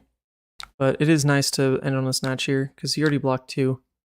And like Levi doesn't really want to full block, she doesn't run defense reactions. So this is either going to eat equipment or give us the draw. Okay, gives us equipment, it's totally fine. Because when he blocks it that much, like what's his turn? Just swing claw. Or I guess he could do like an endless maw play here, but that is very hopeful. Oh god, this is beautiful. Yeah, we take this damage. I mean, he basically did the Phi rate where he turns 1 card into 3 damage, but there's no other shenanigans. Yeah, so what we're hoping for here is a little interesting.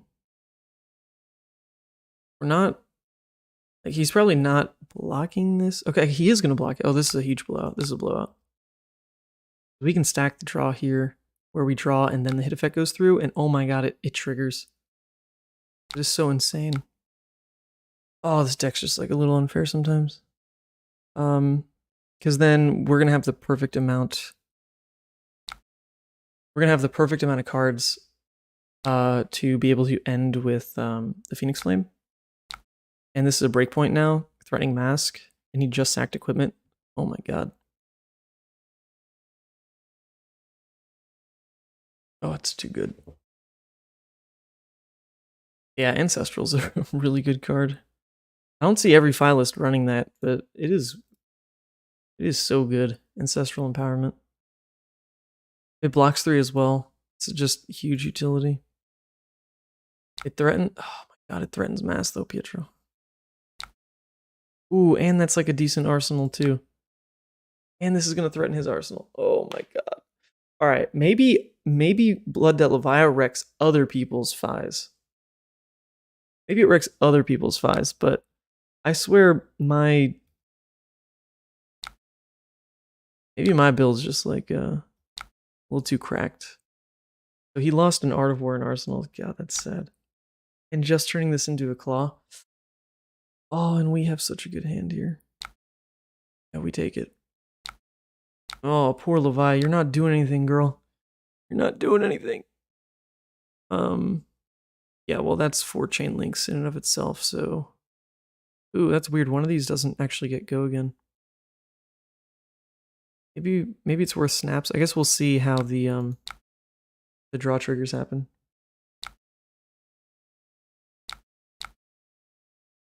Here we go. And we're gonna be annoying. Here comes mass trigger on just a 1. Is he really gonna sack equipment on this? There's no way. That'd be too unfortunate.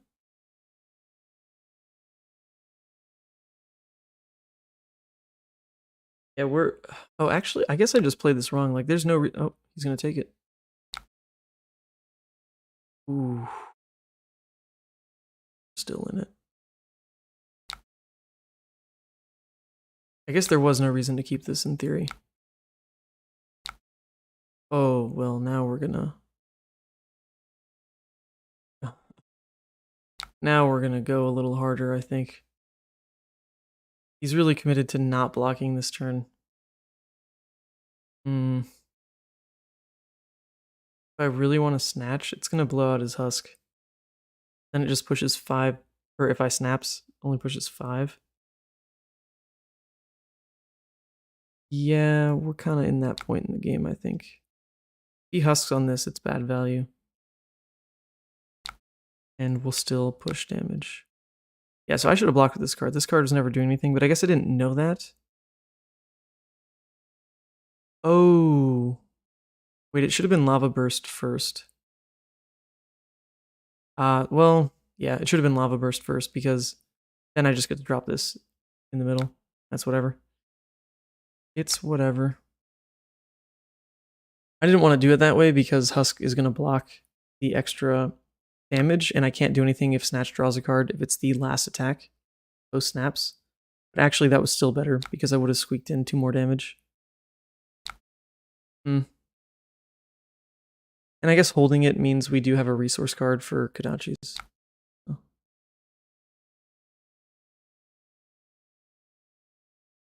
His hand's okay. I definitely don't care about these first hits. He discarded an erase face. Interesting. Almost wonder if it was more worth it. Oh god, that hurts. That hurts. So I think our turn is fine if we just don't even play for Mounting Anger. So we have the other things to pitch into with Kodachi. I guess this is also like the only hit effect Levia has, so we can go Flame Scale Sync on the Mounting Anger.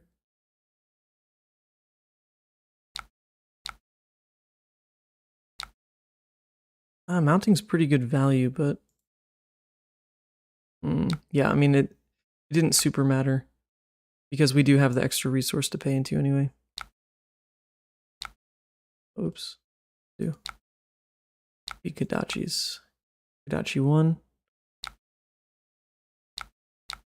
Kodachi 2. Now a hit effect. Well, I mean the mask. It's nothing too crazy. He blocks. That's fine. This snatch is not that valuable because we still have a card in hand.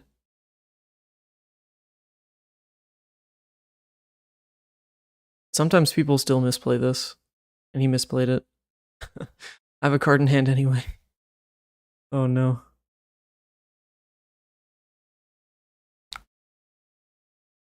Alright. I mean, obviously I'm fine with that, but I would not do that in the future. Alright, we can sync on the CNC. Try to go. Friend, you can just press U on the keyboard. Oh, I did not know that.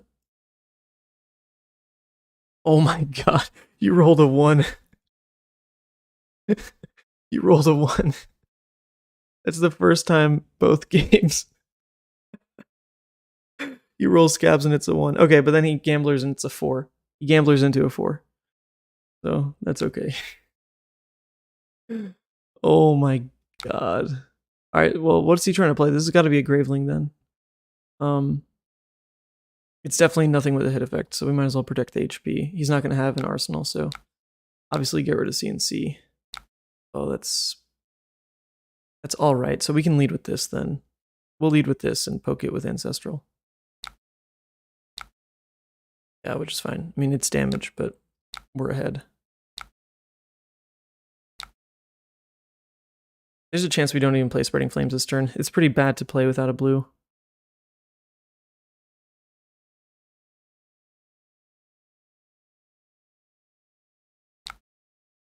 We'll poke it, see if we draw blue.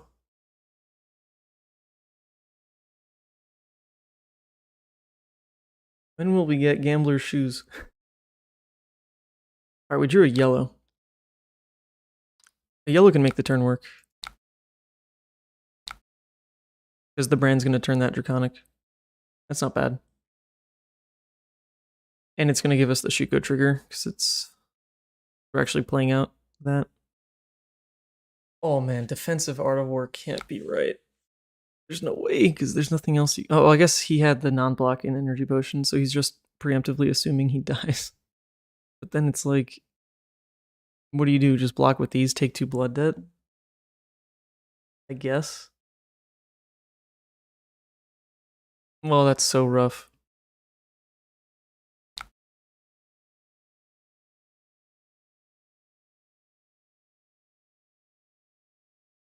Oh no. Oh no, no, no. I mean, the best 2-card hand is going to be like an Endless Maw. We haven't seen one yet. So, in theory, you can play for that. And with this block, it definitely looks like he could still have it.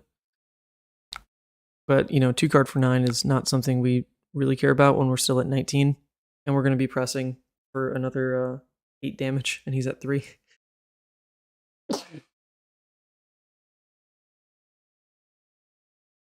Apologies. Forgot to hit mute, but I tried to get away. Here we go.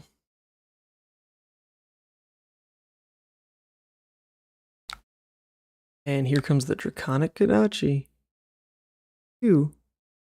Into Phoenix Flame for 3. This should go. Spreading Flames. Oh man. I don't know if he's running the extra Deadwoods, but like that's the card that makes this okay. I don't think running these makes this okay. Oh no. Alright, well, at least he's using the resources for something, actually. But he's still going to have to keep those 2 cards to play. He banished a Swing Big.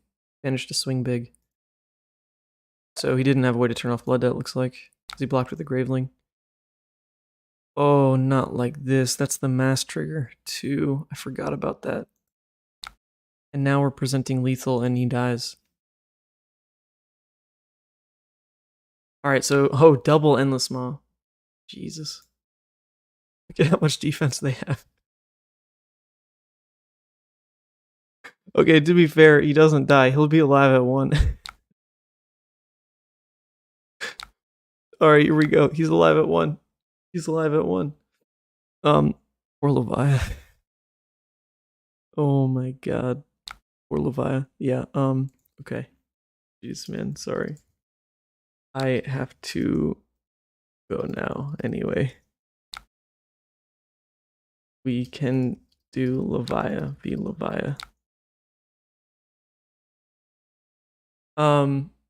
Alright. Well, Pietro, I genuinely believe you're you're terrific. Those games just like went a little sideways. But there we go. It's gonna be it for the stream. It went longer than I thought, just because we had to wait.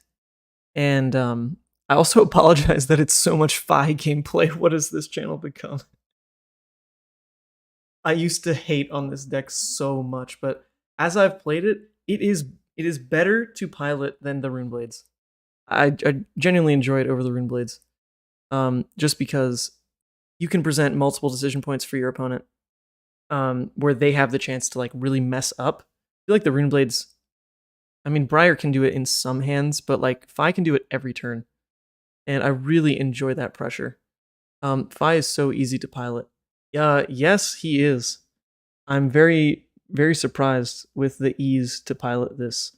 But the difference between playing him and Levia is also just like it's monumental. Like Levia has so much stress on you as the pilot, not mess up the game. Fi puts the stress on the opponent to not mess up the game, and we're just trying it for now. Like it's pretty fun. And I think he's well positioned, and hopefully in the future we can get some Oldhim games. Because like I mean, he can struggle, but you can also pilot him really well to overcome when other people would lose those matches. So that's going to be it for the stream. Hopefully it was fun. The VOD's going to be up, so you can check out. I'm going to do like the timestamps for like the individual games we played, but that puts me at yesterday I was 6-0. Today was 1, 2, 3, 4, 5, 6, 1. 6-1 today. I have the deck list. I can also show the deck list. We can drop it. Yeah, this is what I've been playing. I'm not set on this deck for nationals because the way we are doing it as a team is that we have like our phase 1 where we're just gonna jam all these different decks, and I'm in charge of Viserai and Fi, so that's why I've been playing a lot of Fi. I hate playing Viserai. Like it really makes my stomach churn, but I do have to play some of those games. That's going to be our phase 1, where we go through and just grind out a lot of data for these heroes. And then in phase 2, we lock in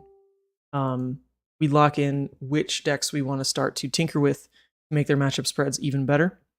So that's kind of the runabout with how these streams are going to go into national season. But hopefully y'all enjoyed it. Best thing you can do if you had fun here and want me to keep doing this, because I have the time, but I don't necessarily have the effort if it really just becomes, these like 4-hour streams. It does kind of take a lot, honestly, and hopefully I was entertaining. So the best thing you can do is just subscribe, leave a like, a comment. There is like a tip link, because I'm trying to buy new glasses because these ones make me look a little creepy, not gonna lie. But that was it. It was a lot of fun. So thanks for tuning in. We're gonna sign off, and same thing, like I don't really have a stream schedule yet, so I hope tomorrow it's like kind of the same time, like afternoon EST, like kind of late. But we'll figure that out. But catch you in the next one.